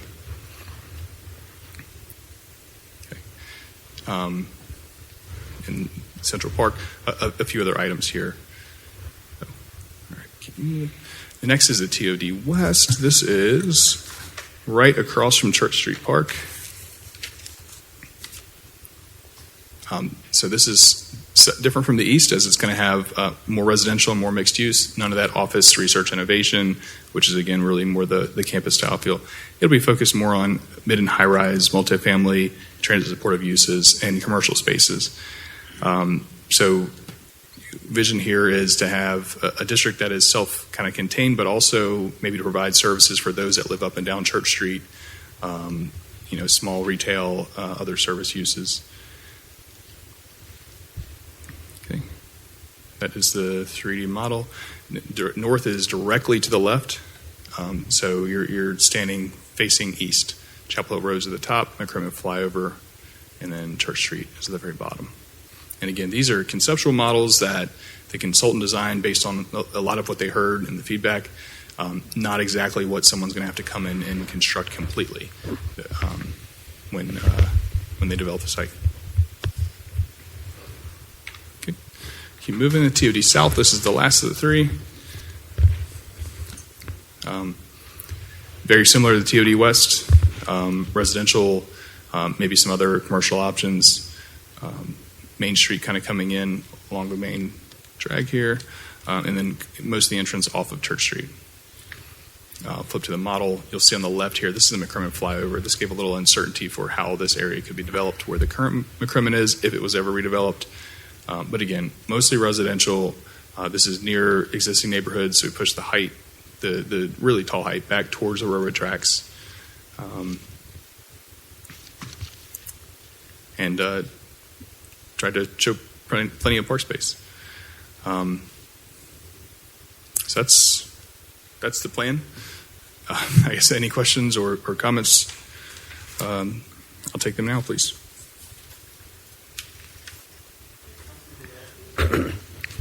Let's make sure our mics are on after that. Councilmember Rao, please. Sorry, I think I'm on.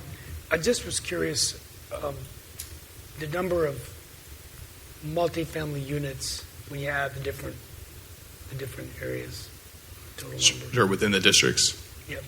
Yeah, so these are all shown on the conceptual plan page in the plan development table. This one is showing a little over 2,000 in the TOD South, potentially, at full build out. Yeah. We don't have any projects in the pipeline already of people that have come to us with projects, do we, or do we have a lot already? For these areas? Yeah. No. No, okay.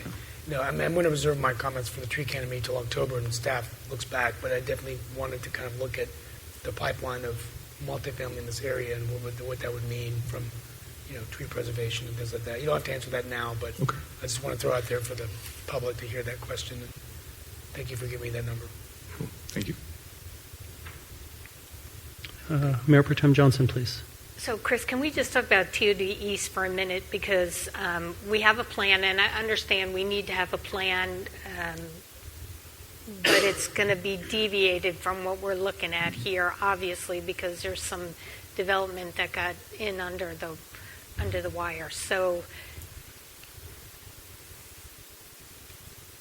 this is not going to look like this in the end, and we are not going to have these number of residential units, I assume. So what do we do with that? How do we reflect that in this process? Excellent question. I think there's a few different answers and thoughts. I don't think there's any of them are the perfect solution. So just for background, there's a site plan approved, and if you can follow my mouse, as I know it's not very accurate, it runs about here. So it takes about a third of this entire area, and it's essentially research labs, parking structures, and then some service parking. So the reason this plan was designed the way it is and ignored that was that we said this is the town's vision. How would we do this in a vacuum without knowing that plan was there? So the plan has an approved site plan. It does not have an approved construction plan yet. So I guess it's not guaranteed to move forward at this point. Not any indication that it wouldn't. Just not any indication that not any guarantee that it will. So I guess my long answer is, or my short answer is, I'm not exactly sure. We're continuing to have discussions with those property owners. Welcome them to kind of discuss further, especially as the zoning code gets closer and that certainty gets closer about what can be built, what can't be built. Let's say if they build now, they've been great partners up to this point, just to kind of change their plan to get closer to this design. But essentially, that plan would be non-conforming, meaning it couldn't expand, it couldn't change. And I think there are a few other options, but mostly it's continuing to talk to those property owners and developers and get the zoning really closer to being set, so they have some certainty. Though, yeah, that's the answer I have. Yeah, and I'm not opposed. We need to have a plan. We need to have our plan, what we vision, because you're right. Who knows what will happen? Not only in the near term, but even in the long term. I mean, I look at, we just drove by, we went to RDU today, and remember the Sheetz gas station that was recently built out there? They knocked it down, and they're building another one that looks almost the same. But so who knows over time what will happen with that project in this area. So that's right. We have to continue with our vision. Not that I think they're going to build something and knock it down tomorrow, but that's right. And I think the main takeaway I'd have is that what we're doing here, I don't think excludes what they want to do. It just is not exactly just purely research labs office. It's a little bit different. Okay. All right. And then I have one more question, because the folks at the open house not too long ago, there were a couple of folks residents that specifically mentioned to me, and of course it's in here in the briefing, you have the comments from the public that night, but they specifically mentioned to me about the heights, and where the heights, they were not really comfortable with some of the heights that we see here. So I know we had a long discussion about this in the past, and I know obviously on toward Church Street, and you said tonight too, the biggest heights are in the back near the railroad or a crossover in TOD East.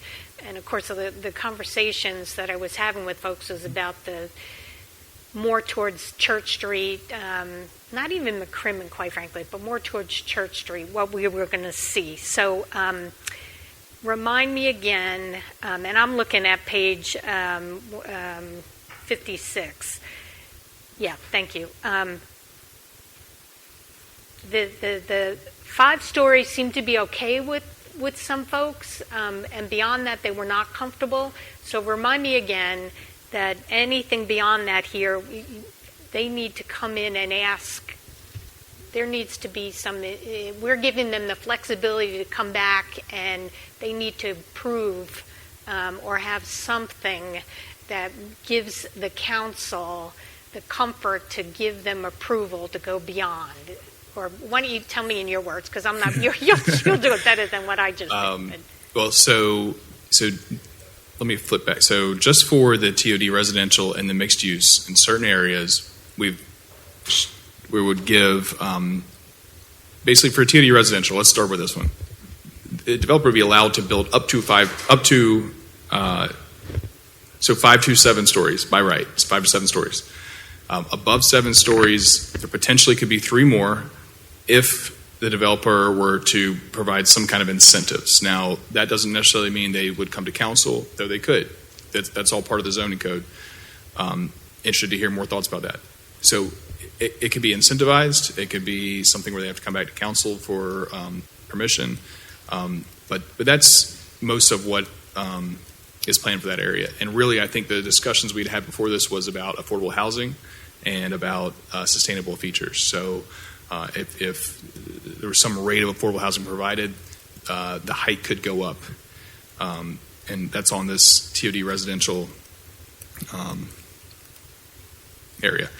Sorry, actually, that's only in the southern area, so anywhere the hashed areas. Along the road, it could only go up to 7 stories, right along Church Street. But there are certain areas where we're incentivized to go a little higher with those incentives.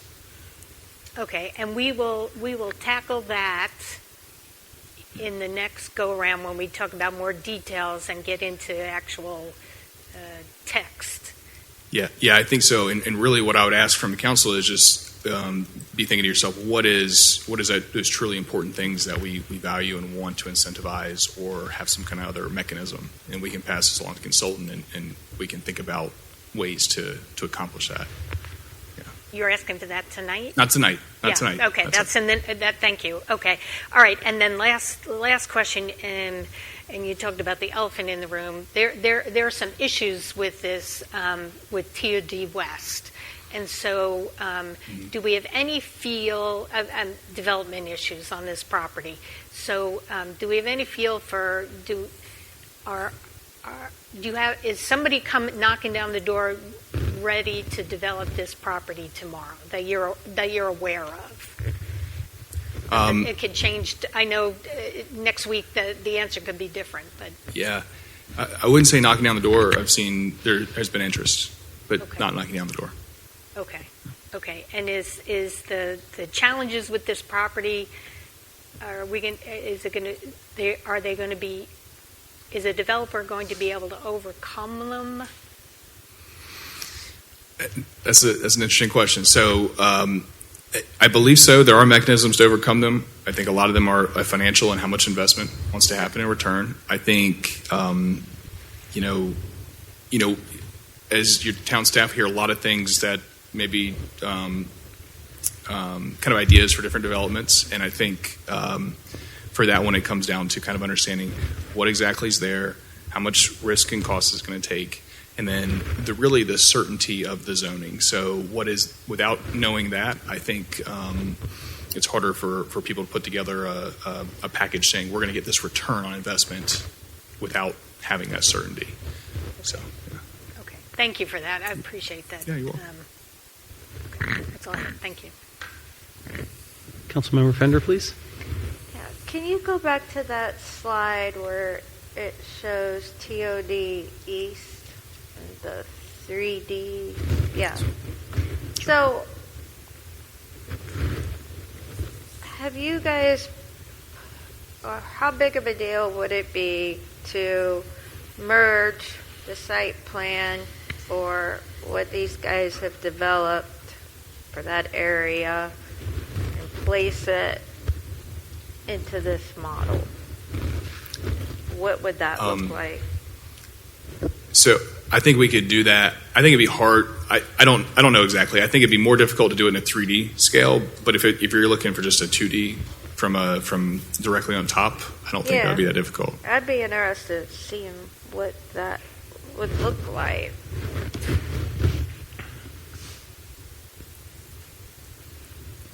And how it overlaps to what the vision, how it affects what's laid out here.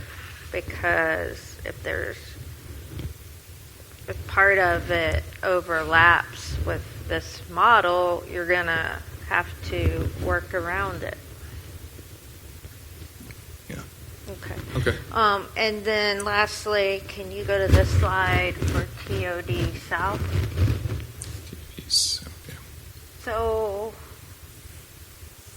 I wouldn't mind seeing in all that green space if we put more trees. I guess we don't specify it in the plan, do we?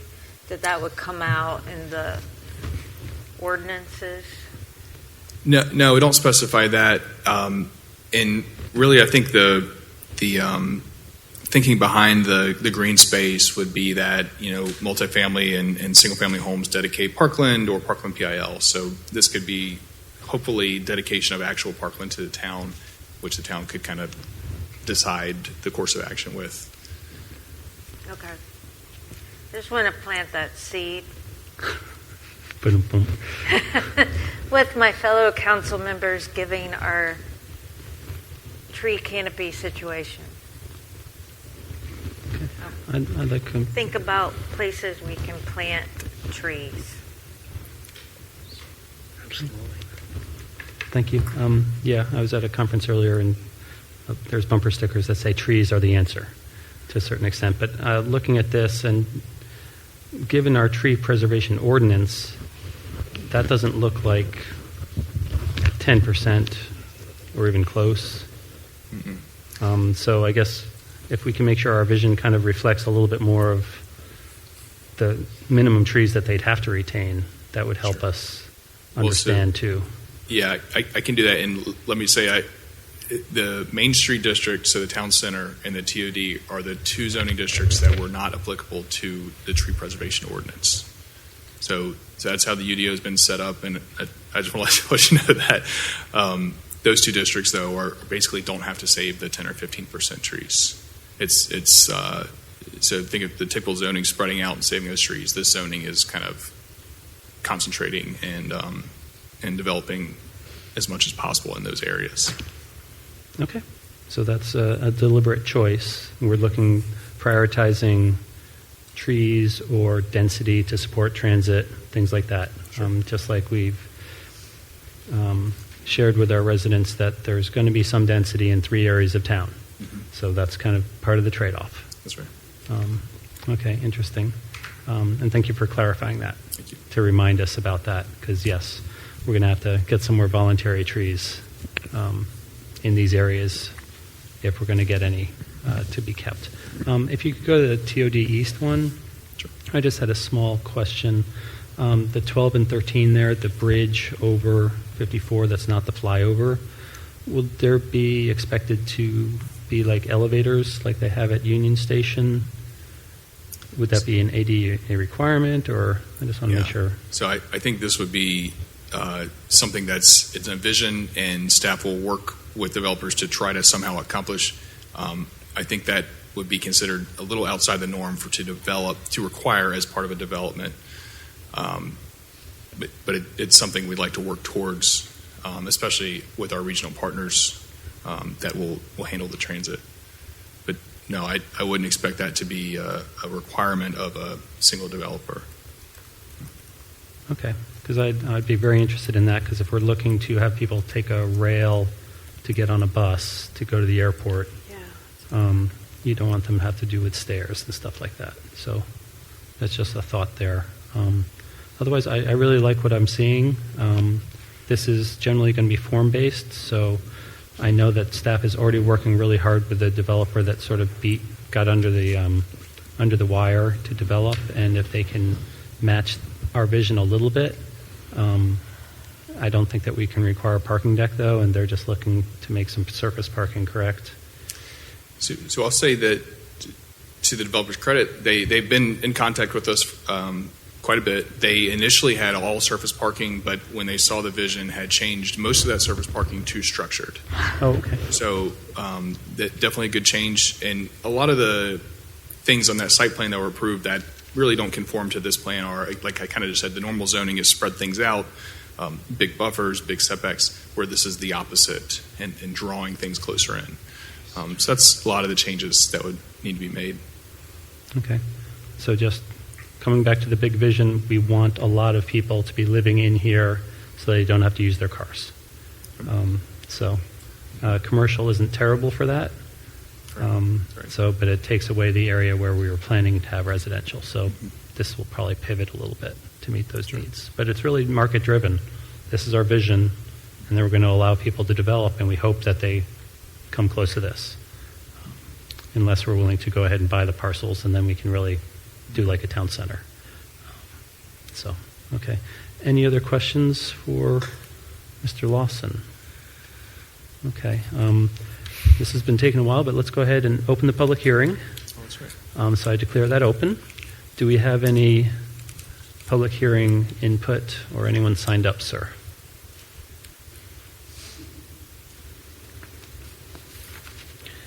Yes, sir. There were no comments received via email. We do have one individual signed up to give in-person comment, Mark Dixon. Okay. Just like earlier, 3 minutes, please.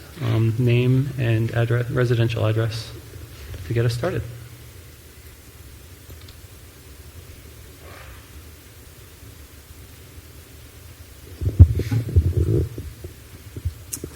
Mark Dixon, 1413 Everett Fields, here in Morrisville.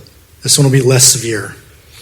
I'm not opposed to the growth, but I went to the public session for the land use plan, and all I saw really was 10-plus story apartment buildings, 2,000 units at TOD West, another 2,000 units at TOD South, and this was not the original vision that I remember from many years ago.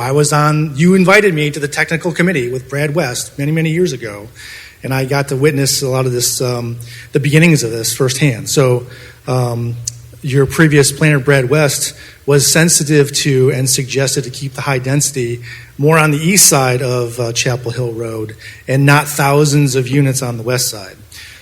Some of you have noted that we can't pave our way out of traffic, and you're about to increase traffic significantly.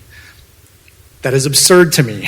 So please consider that when you determine the number of units you propose to zone for. This is the suburbs. Everybody has a car, and public transportation is not a popular mode of transportation.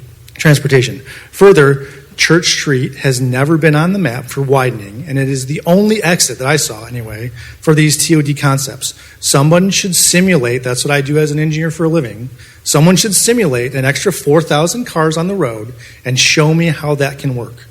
For buildings 10-plus stories, I will guess that the fire department will demand some special apparatus to reach these heights. My taxes are going to go up for that for sure. Please don't zone for taller buildings than what the fire department can reach for now. This does not seem to align with affordable housing. Morrisville is not affordable because we neighbor RTP and we are near the airport. High-density housing may reduce the cost of housing, but the invisible hand of the economy will force prices up always. You need to tell me How many units and what price and at what price will satisfy your affordable housing ambition? If you can't answer, please stop and think about the impacts on traffic and schools. It is ironic that developing the TOT areas will cause my home and all other housing prices to increase. If you want affordable, then you need to make Morrisville less desirable. Don't do that. Although I understand the purpose of zoning is to allow various plans, what I didn't see was a variety of amenities that would be possible. Showing me just a bunch of blocks that describe 13 stories does not excite me. What I can do there is supposed to excite me. Show me a park with unique features. Show me a fitness center. Show me how I can enjoy time in these spaces. Don't show me a few arbitrary areas labeled commercial. That doesn't really do anything for me. So these are exciting times, and you can really make it a significant and positive impact.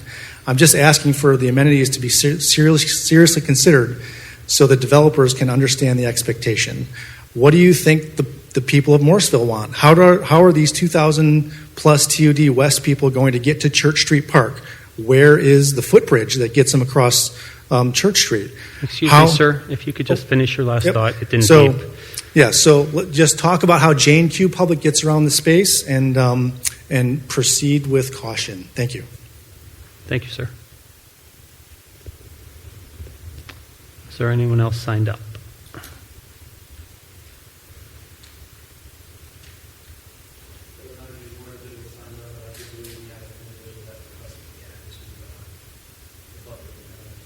Okay. If you're interested in addressing this body for 3 minutes on this subject, please approach the microphone, your name and your address, please.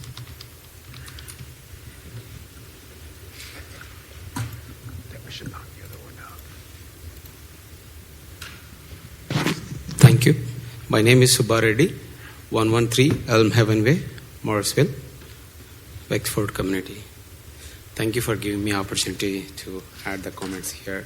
I know we've been in the last public open house also on this project. We have given enough feedback with all the neighbors here. So today, again, after hearing this story, I have the same comments for what we have shared last time. Is this project is going to solve the existing problem, what we have in the town, what the residents who are the taxpayer is suffering for now?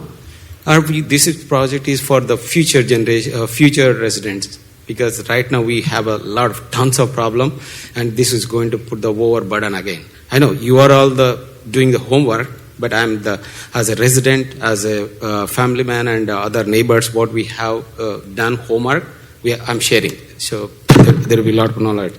And on this project, what I understood is right now, we already have the concern about the loss of the trees. This is going to damage a lot of, again, trees. What is a plan to refill that? We are already having a lot of heat maps and discussion going on. Was it considered when you had the thought of it and a new plan? And another one is, when you are adding this 10,000 or 2,000, where is the schools for this? We are already having the less school infrastructure. Kids are running with the substitute teachers, the schools. Where would they go here again?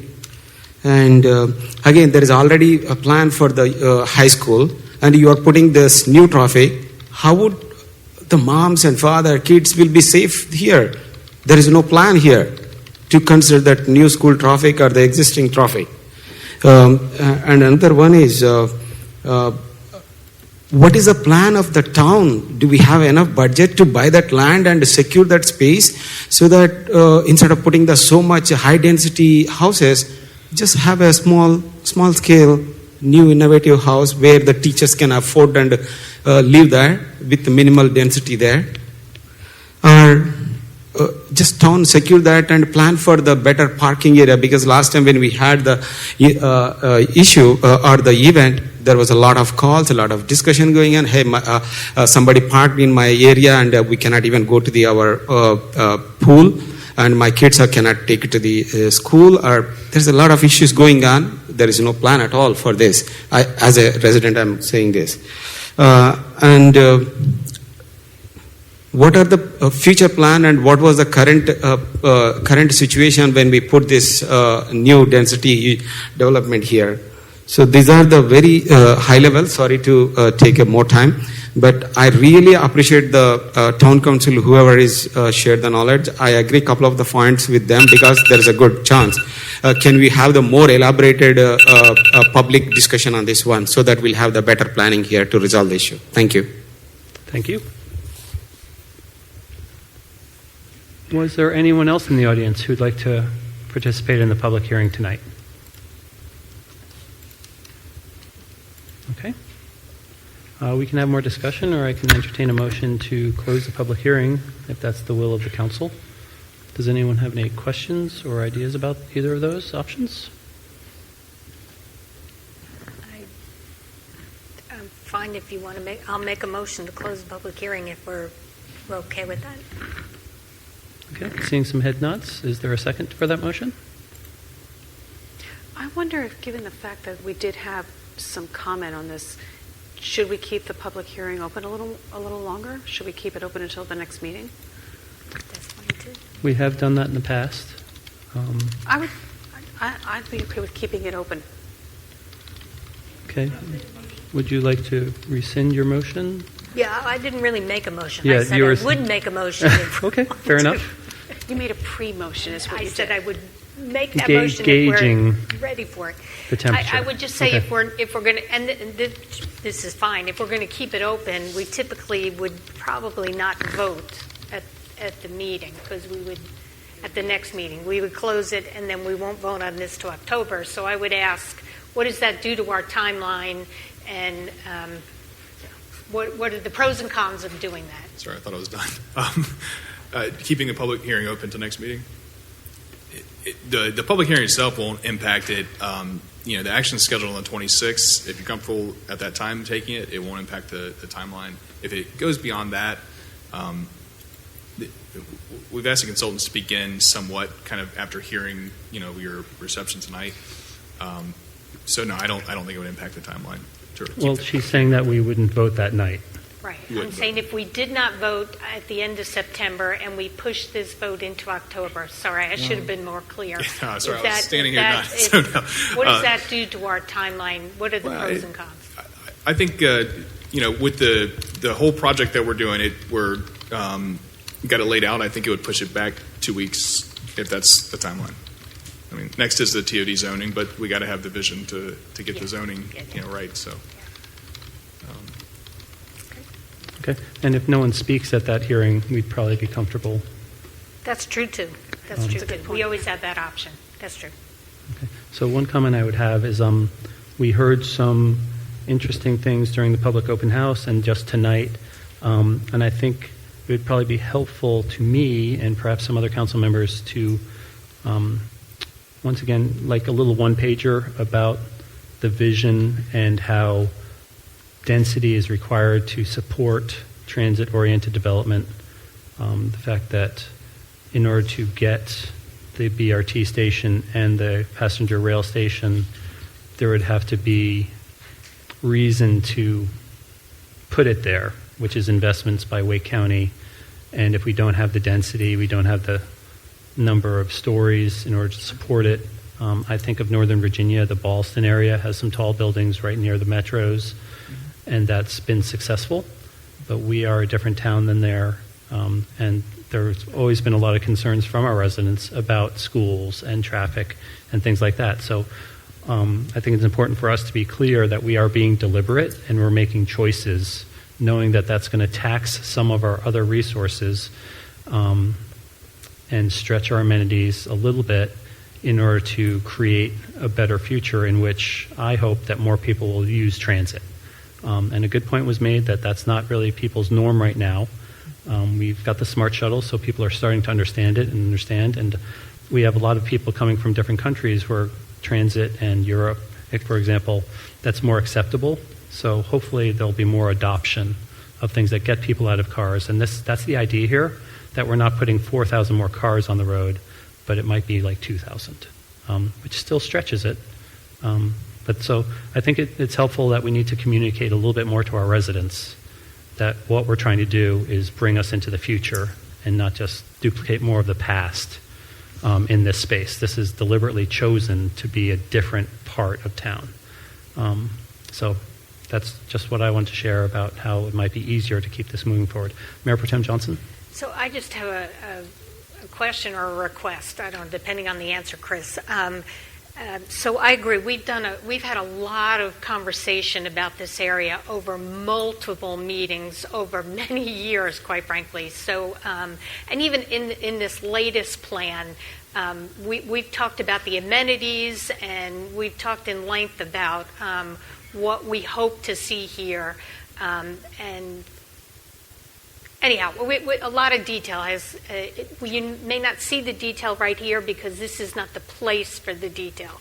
The detail will come in time. But those presentations and all that work that we did, are they linked out there somewhere for the public to look at? You in this plan here, you have some pictures of streetscapes, which is helpful for folks to kind of see what it may look like. But over time, we've talked about lots of different ideas about parks and about even trees on streetscapes. And are those presentations still out there for the public to go back and take a look at? They are saved somewhere, and we can get them online on the project webpage. I was just going to say, if folks could go to this project webpage and be able to look back at all the work that has gone into it and all the discussion that has happened, it might, I think, would answer a lot of questions for folks that are just coming into the process right now. So. Yeah, and I don't have the web address with me, but if you Google Town of Morrisville Land Use Plan Implementation, the webpage, it's first or second link. Okay. That would be helpful. Thank you. That's all I have. Yeah, and that's kind of what I was thinking, just a little bit more curated, though, so people don't have to go through some lengthy plans. Right. So some bullet points or some kind of way to make it more digestible that people might actually look at, because these are a little intimidating. So I appreciate that. Any other thoughts or comments? We're scheduled to, do we have to make a motion to say that we're continuing the public hearing, Town Attorney, or is that just de facto because we didn't close it? Okay, so we'll do some messaging that this stayed open so that people can know that they still have another opportunity to chime in. Barring anything else, we are still scheduled to vote on this in 2 weeks. Anything else from staff? Thank you. That's okay, it. Appreciate your time today. Well done. Good presentation. At this time, we're a little bit late for starting a break, so we're going to take a 15-minute break at this time and reconvene at 8:23, please.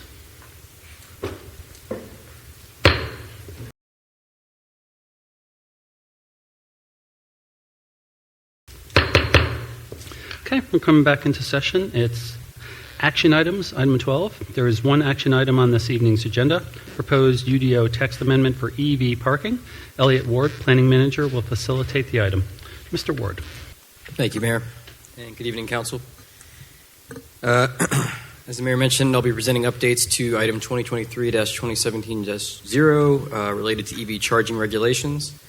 Council last met about this item at the July 25th meeting. There were several questions and comments Council had at the meeting, and I hope to address those this evening. Before I get to the updated slides, since it's been a little over a month since we last discussed this item, I wanted to just take the opportunity to remind everyone here and listening at home why staff is proposing the UDO text amendments. At the August 8th, 2022 Council work session, EV charging was promoted to a top 5 priority in the CTP action items prioritization list. This was confirmed at the September 27th, 2022 Council work session. Additionally, EV charging also aligns with Morrisville sustainability initiatives and the recently adopted Master Sustainability Plan. And I'm still getting over a cold a little bit, so forgive me if I sound hoarse.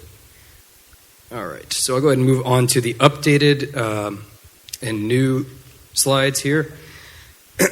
So, at the July 25th meeting, Council requested information about trends with electric vehicles.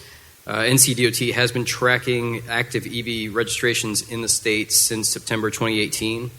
As we can see from the graphic here, the number of registrations has continually increased over the past 5 years, especially with electric only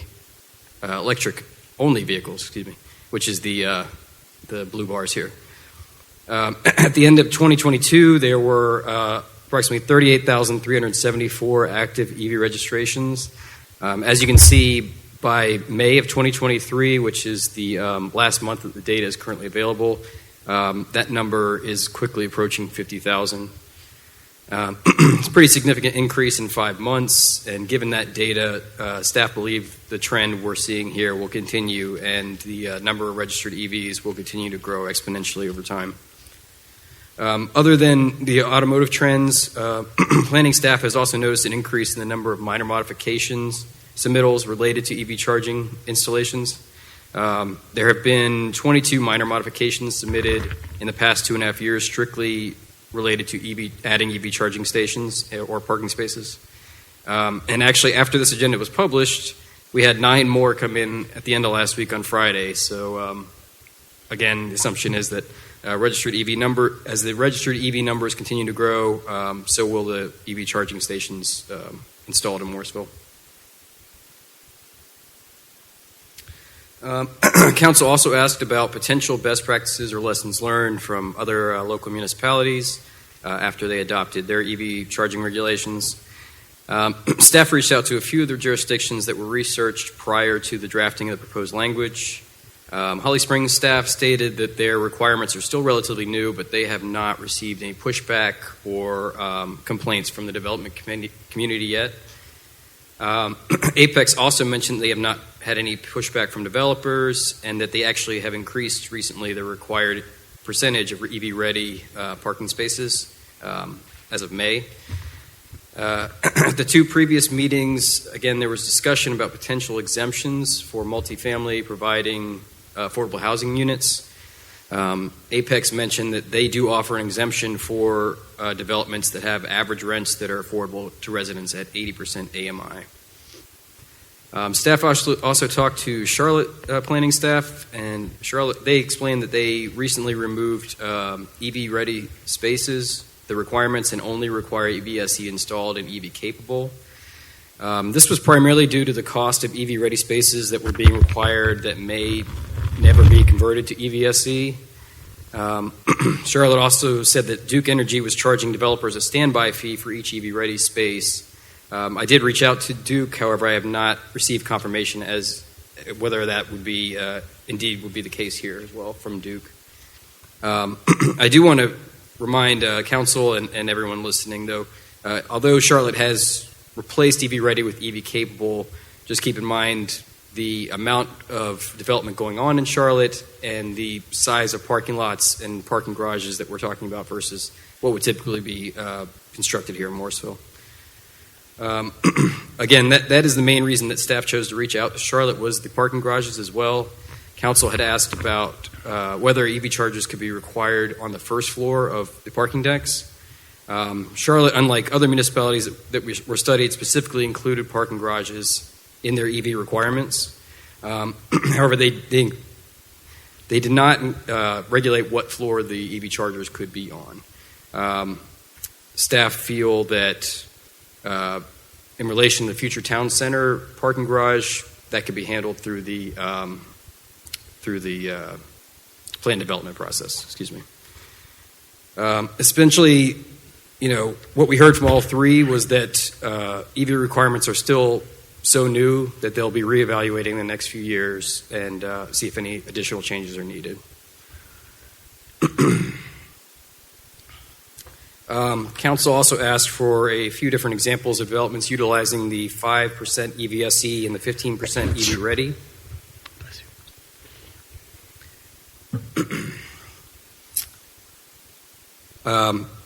Staff used existing sites that are either constructed or currently being constructed as examples of the required EV spaces if these developments were approved after adopting the language.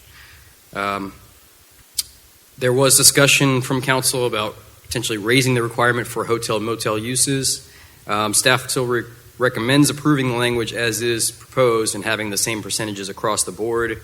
However, if council wishes to raise the requirement for hotel motel, a comparison can be found with Apex, which requires, let me go back up to that slide. Apex, which requires 10% EVSE and 30% EV ready for hotel motel use. In that circumstance, The Wood Spring Suites example here would require 13 EVSE spaces and 37 EV-ready spaces. There were a few additional updates that are not included in the presentation as individual slides.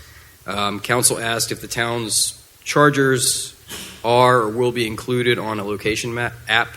Currently, Morrisville chargers are included on 3 location apps: the Alternative Fueling Station Locator, PlugShare, and Charge Hub.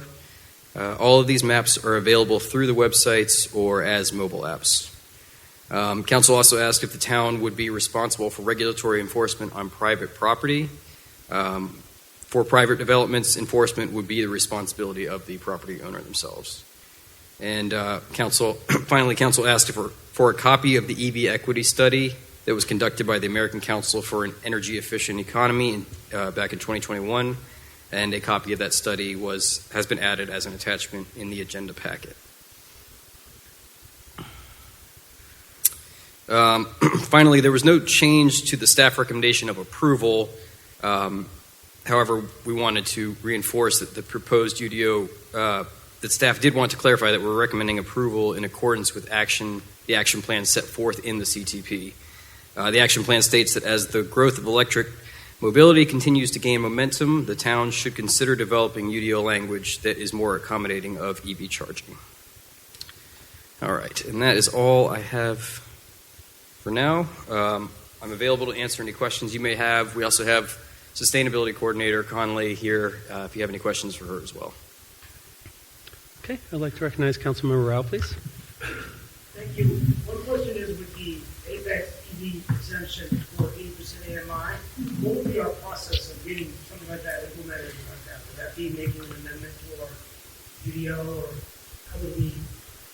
I think, again, I don't know if we've fully established, but I think just the initial talks that staff has had would probably be handled through the affordable housing process that you're dealing with Principal Planner Kittredge right now. Okay. Because I would like my colleagues on the council to consider, I think that's, I'm still concerned about this driving up costs for the housing, so we can have that tone for the housing discussion. Okay.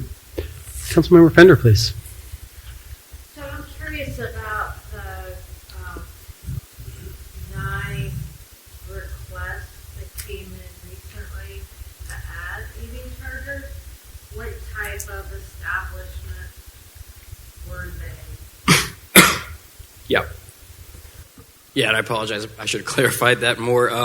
They were all coming from the same property developer, mostly in Southport Business Park, all office, life science uses, which is primarily what we've seen in the last 3 years or so. Okay, so it would be essentially for their employees. Correct, yeah. Yeah, that's it. Okay. I don't see anything else. I would add that you had mentioned earlier that the affordable housing would be the place to sort of make amendments and exceptions in that space, to not do such a broad brush. So I think that's an appropriate place to put that. So if there's no other questions, I'd entertain a motion. I'll recognize Mayor Pro Tem Johnson. So thank you very much, both of you, for the additional information, for the work, the attachments, the study. I really appreciate the extra effort that you put in to answer all our questions. That gives me comfort, so I hope all of us. So I'm happy to make a motion to approve Ordinance 2023-217-0 of the Morrisville Town Council for text amendments to the Unified Development Ordinance related to electric vehicle charging. I have a motion and a second. All those in favor, please say aye. Aye. Any opposed? Hearing none, that carries unanimously. I'll echo Mayor Pro Tem. Thank you very much. A lot of good hard work, and keep moving forward. Thank you. Thank you. So that was 7-0.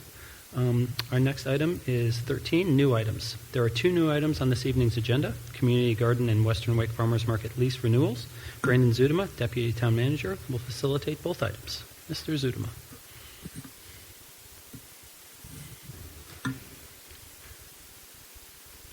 Good evening, Mayor, members of council. Thank you for your time tonight.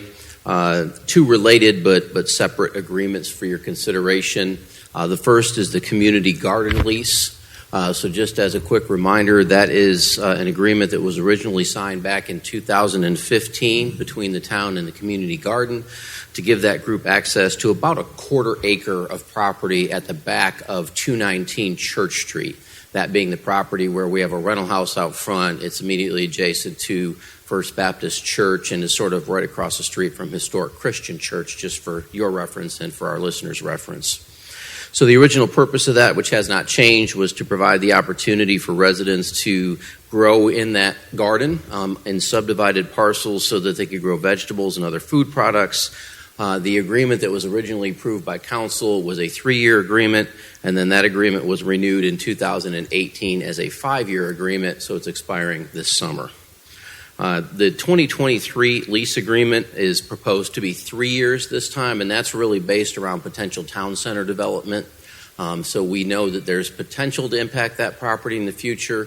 Won't be impacted by Town Center Phase 1. It is outside of that area.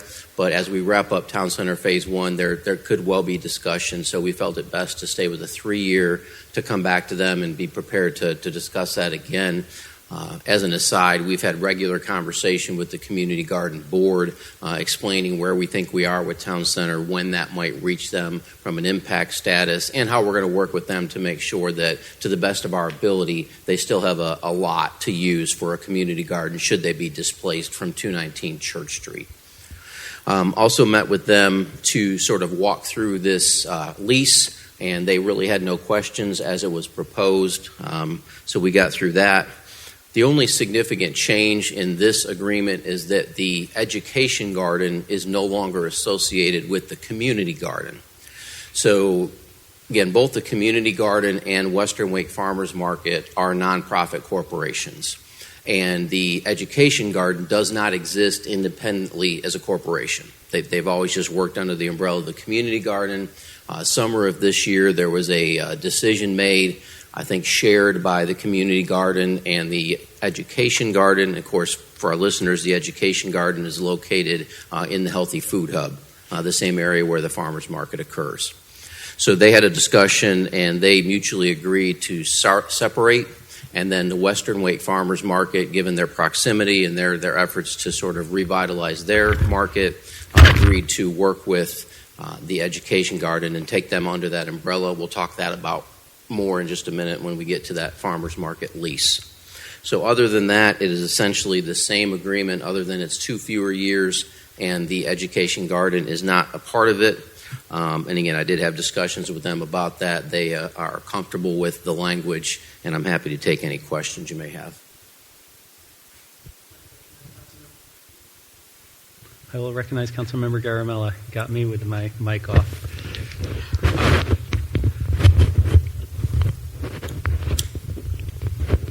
Okay, Brandon, my question is more the future of the community garden, not the current one. Are we looking at any future places once the, downtown and the expansion of downtown pans out? We have had an early look at properties that we currently own or control. Certainly no decision made, because that could be sometime in the future. So I have made them aware that we have that commitment to them, have not discussed specific properties, just because not knowing what might be available or not available when we get to that time. Okay, but at least, it will not be here forever. That's what it is. Correct. Okay, sounds good. Thank you. Okay. Mayor Pro Tem Johnson. So is there potential that it could stay here? There is some potential, yes. That really would depend on the future phase or phases of Town Center and how they might, develop in that direction. So, yeah, there is some possibility they could stay on the lot at 219 Church Street. Okay, but they understand that they're the position as is. So we'll deal with that when the time comes. Okay. Yeah, I met with them, sorry to interrupt you if I did, earlier this month, and I think that was our third conversation with them, making sure they understood where we were and that there was, I would say, probably a greater likelihood than not that they would be moving at some point in the future, assuming that Town Center would fully develop the 25 acres. or potentially could be incorporated into some future phase of the town center? Potentially. Okay. No, that's fine. That to be determined. Yep. Yes. Thank you. Okay. Does anyone have any other questions or concerns on this item? Okay. You want to just go to the next item, and then if everyone's fine with both of them, we can discuss whether or not to move it up, if there's any advantage to doing that? No, if you don't mind, I would prefer or recommend that you act on this one to approve this resolution. There's a resolution in your packet to authorize the manager to execute this lease with the community garden, and then we'll move to the farmers market as a separate item. Okay. It's noted as the 26th, so it's kind of, it's up to us. I apologize. We did put it on the 26th because this was the first time you've heard it. I apologize. You're correct. So if you want to act on it tonight, you can. If you would like to hold and see and do them together, if you think the farmers market waits, we can do that. Apologize. Yeah. So if you could just give us the next one, and then we'll have a discussion amongst the council Thank you. how we feel. Thank you, sir. Okay, the second one is the Western Wake Farmers Market lease. We'll give you a general similar overview. There's a little more change to that one, and we'll talk about that in a second. This agreement or this lease with Farmers Market originated in 2017, where we leased the property or the use of the Healthy Food Hub at 280 Town Hall Drive to the Farmers Market. They moved from a location just outside of town out on Morrisville Carpenter Road. So again, the purpose there is to operate a farmer market where residents and others could shop for vegetables and other food products directly from a farmer or a grower. That original agreement in 2017 was a 5-year agreement. It didn't actually take effect until 2018 when the Healthy Food Hub opened. So that's when the farmers market really got established there. So again, that is expiring this summer as well. This lease that's before you is proposed as a 3-year agreement, again, to coincide with Town Center, and in this case, given our current sort of work plan for Town Center Phase 1, we do expect that the farmers market and the education garden, which we'll talk about, will be impacted by Town Center construction potentially as early as fall of 2024, depending on how that project proceeds. But on our current timeline, that's what we would see. So this lease agreement does include a number of changes. There are changes related to some of the language for the farmers market. There's also changes adding the education garden. And then there's also an entire section added that speaks to what the different responsibilities would be assuming when the town center development would impact the Healthy Food Hub site. So again, we have a commitment to the Healthy Food Hub, to the farmers market, that when we disrupt the Healthy Food Hub, that the farmers market would have a temporary move to another location. Again, we're working on what that location might be.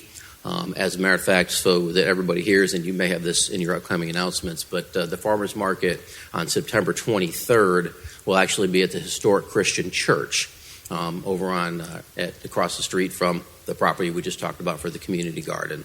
So that's a little bit of a test run to see how that functions there, to see what that space looks like for them.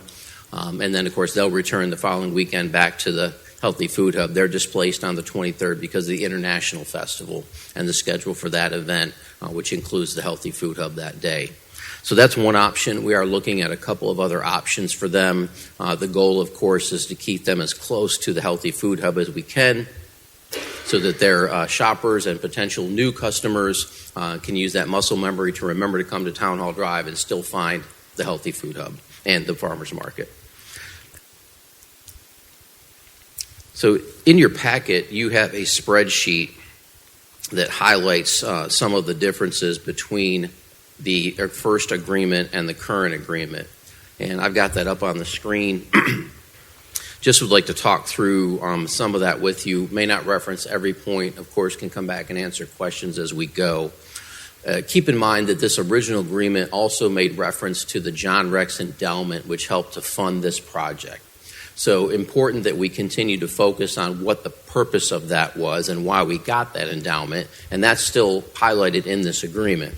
But the specific language related to the endowment is removed because we have met any reporting requirements for that, so we no longer need to specifically reference it. But again, the intention of that endowment is still present in the expectations for the farmers market and the education garden as we move forward here. So in the first change would be in Section 4, talking about they're required to maintain 20 summer vendors and 12 winter vendors.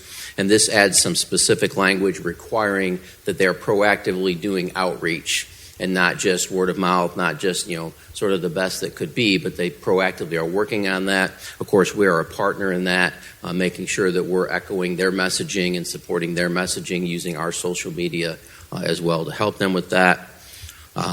They requested a reduction from 70% of farmers market vendors being direct from market to 65%, still staying within the intent of the market being primarily about produce, but giving them a little flexibility for other things that are, again, still manufactured by the farmers, by the vendors, no secondhand, but a little more ability to do things other than what were previously described.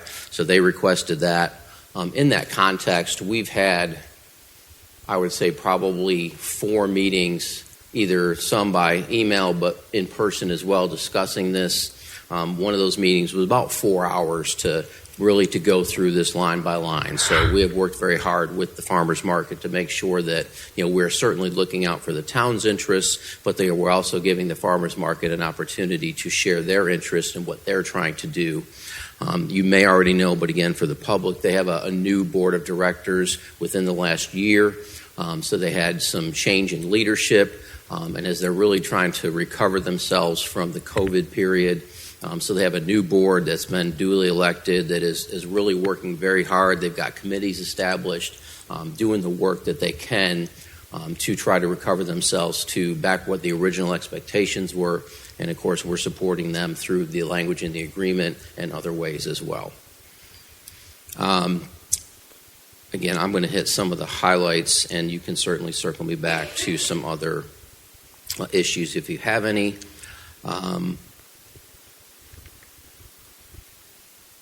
This originally spoke to the town can terminate if the farmers market fails to pay rent within 10 days. That was shifted to 30 days. That's more of a, no pun intended, market-based.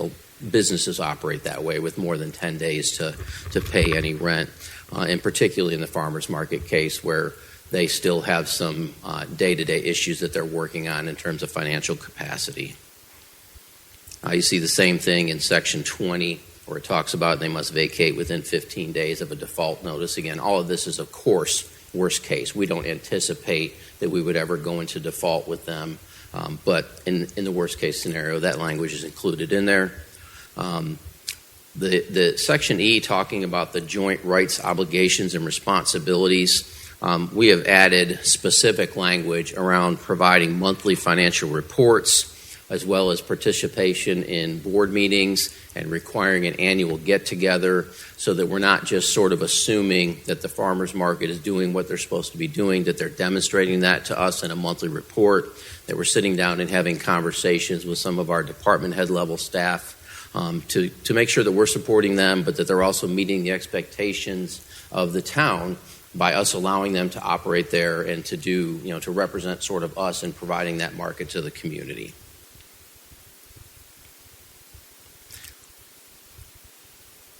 And then the other, I think, significant change speaks to the rent. So the original rent was $1,500 a year.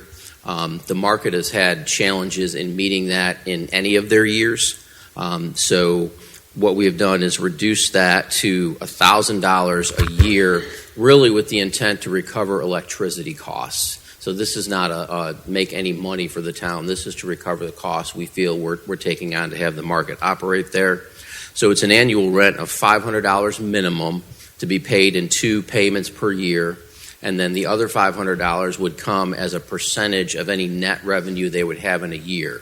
So as they continue to get stronger as a market and they start to see some net revenue, we would ask for up to an additional $500 to again, meet that cost and make sure that they're just covering what it costs us essentially to have there. In terms of the electric, keeping in mind that Jerry Allen spends most Saturdays there, lending support to that. So we're also providing that support to them that's really not accounted for financially either. those are the highlights of what's in there. And then again, there is an entire section that speaks to, sort of what will happen when the market is displaced in terms of us helping them have an alternate site, us helping them to advertise that site, them making sure that they're doing their part to continue to draw customers there and to them to advertise it and to plan for that in advance as well. So with that you may have questions or want to address other things on the spreadsheet, but I think that's the highlights that I would want you to hear, and I'm happy to take any questions. I'd like to recognize Councilmember Rabati, please. Did you say, Brandon, that there would be an annual payment, two payments of $500 plus a potential for $500? No, I'm sorry. One $500 fee annually for the lease agreement, two $250 payments, one early in the season and one late in the season.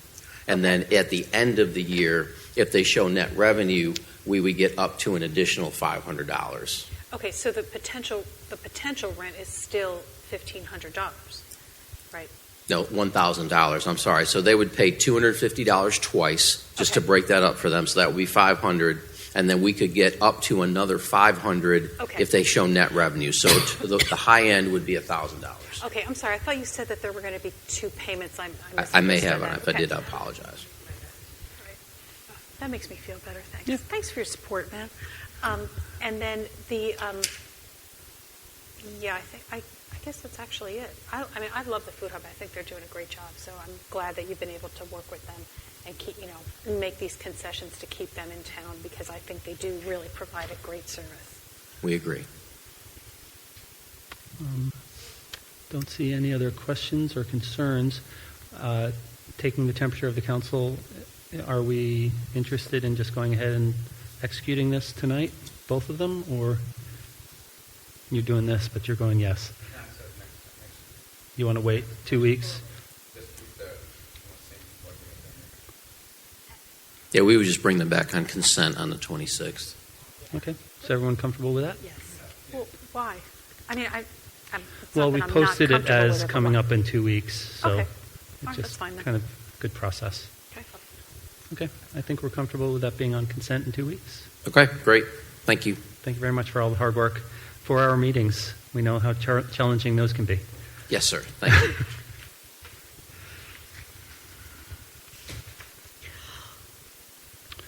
We are at item 14, which is future meetings, events, and community engagement opportunities.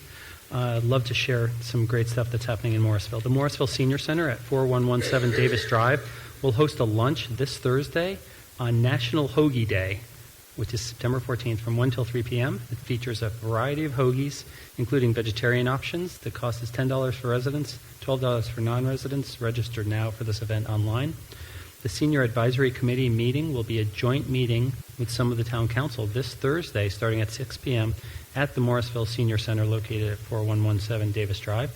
As always, all our committee meetings are open to the public. Please consider joining us for that joint meeting. We're very excited about meeting with our committees. The town will be recognizing World Car Free Day on September 22nd. Cities and towns across the globe celebrate World Car Free Day by encouraging motorists to give up their cars for a day, take the bus, walk, or bike instead. Follow the town's social media platforms for information about how to participate. Morrisville is one of the fastest growing and most diverse towns in North Carolina. Join us in celebrating that diversity at the Morrisville International Festival on September 23rd from noon till 6 p.m. on Town Hall Drive. This festival brings together the community for a day of food, music, dance, art, and fun. The festival includes food vendors representing culinary traditions from around the world, performers entertaining the crowds with traditional music and dance performances, and what we're calling International Alley, which features artisan vendors and cultural groups with global perspective. Check the event webpage for more details. Registration for Morrisville 101 is now open. Morrisville 101 is an annual community academy for Morrisville residents interested in local government. This is a free program for residents ages 16 and older. The program will begin on October 25th and will be held from 6 till 8:30 p.m. once a week for 5 weeks. Sessions will take place at Town Hall, located right here. Registration will end on October 12th. For more information and to reserve your spot, visit the Morrisville 101 webpage. A temporary disc golf course, the Dragonfly, is now open for play at 280 Town Hall Drive.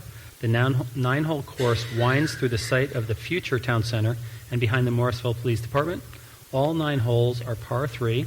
The course is available on a walk-up basis from sunrise to sunset, and players must bring their own discs. There is no disc rental on site. The Western Wake Farmers Market, we were just talking about that, offers healthy and fresh food and goods from small and local businesses from 8 a.m. to noon every Saturday at the Healthy Food Hub, right next to the Dragonfly Disc Golf Course, actually. Visit http://wwfm.ag to see a complete list of local vendors and shop local. You can also at that site sign up to receive their emails, which comes out, I think, on Thursdays or Fridays, with generally the list of their vendors, as was just mentioned.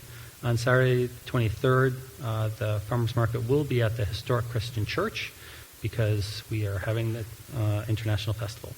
For a full listing of events, please see the town calendar at www.townofmorrisville.org or morrisvillenc.gov.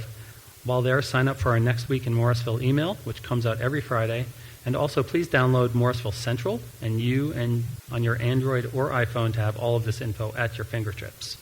At this time, I'd like to recognize fellow council members for comments. I'll start with Councilmember Garamella, followed by Councilmember Scroggins-Johnson. Okay. Councilmember Scroggins-Johnson, followed by myself. No comments this evening. Thank you. Okay. I just have one comment. I'd like to share that we were excited to be present with fellow council members when RDU and Lufthansa announced their newest collaboration. Starting next June, nonstop flights to Frankfurt, Germany from RDU will provide additional connections throughout Europe and beyond, including Africa and India, to complement the existing RDU flight to Paris, which is currently in place. I misspoke. I have 2 things.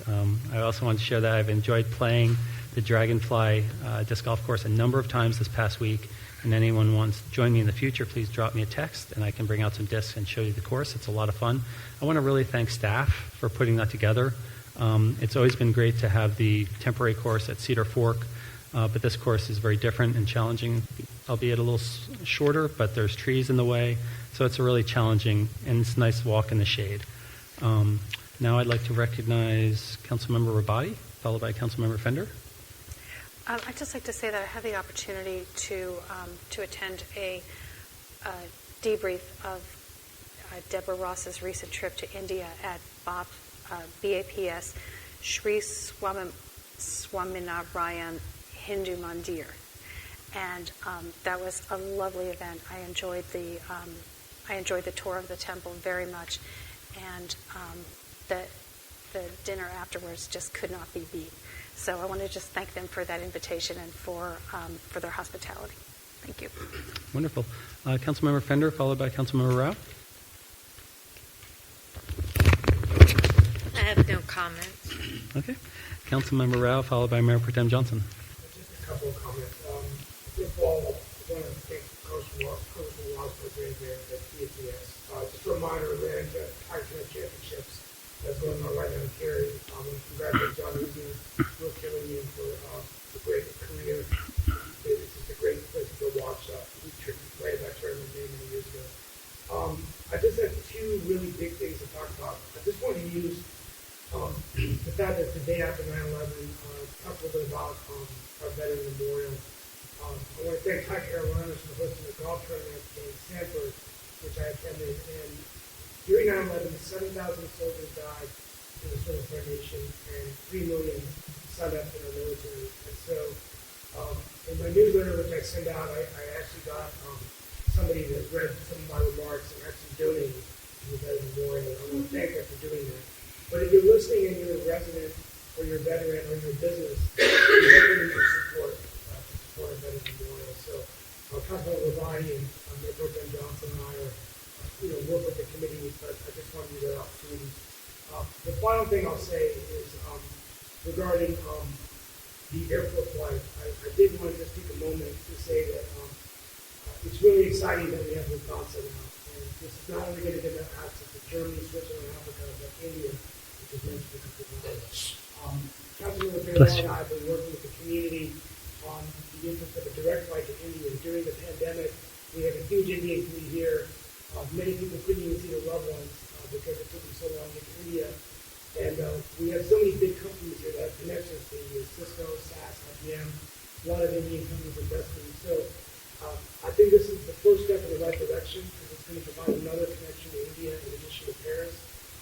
hopefully we can continue to work to compete against Charlotte, which is also vying for a direct flight. But I think, and Councilmember Garamella believes that, this might be a really good first step. So I just wanted to throw that out there. And it was a great event. I want to congratulate Michael Lindgren and the board for this big win. Thank you. Mayor Pro Tem Johnson. So it's all been said, so I have no comments. Okay. This time we have one, Town Manager Page, any comments from you or staff? No? Okay. We have one closed session this evening to discuss a personnel matter. As we have no plans for public business after the closed session at this time, we would like to thank you for watching this meeting of the Morrisville Town Council. We hope that you plan to join us again. Please feel free to email your Town Council members at towncouncil@townofmorrisville.org or visit www.morrisvillenc.gov/council for additional contact information. At this time, I'd ask for a motion to enter into closed session. I'm moving to the closed session pursuant to New Carolina Statute 1.3.318.1186. I'm moving to go into closed session to discuss the personnel matter. A second. Motion and a second. All those in favor, please say aye. Aye. Any opposed? Hearing none, that carries unanimously 7-0. It is 9:04. We are now in closed session.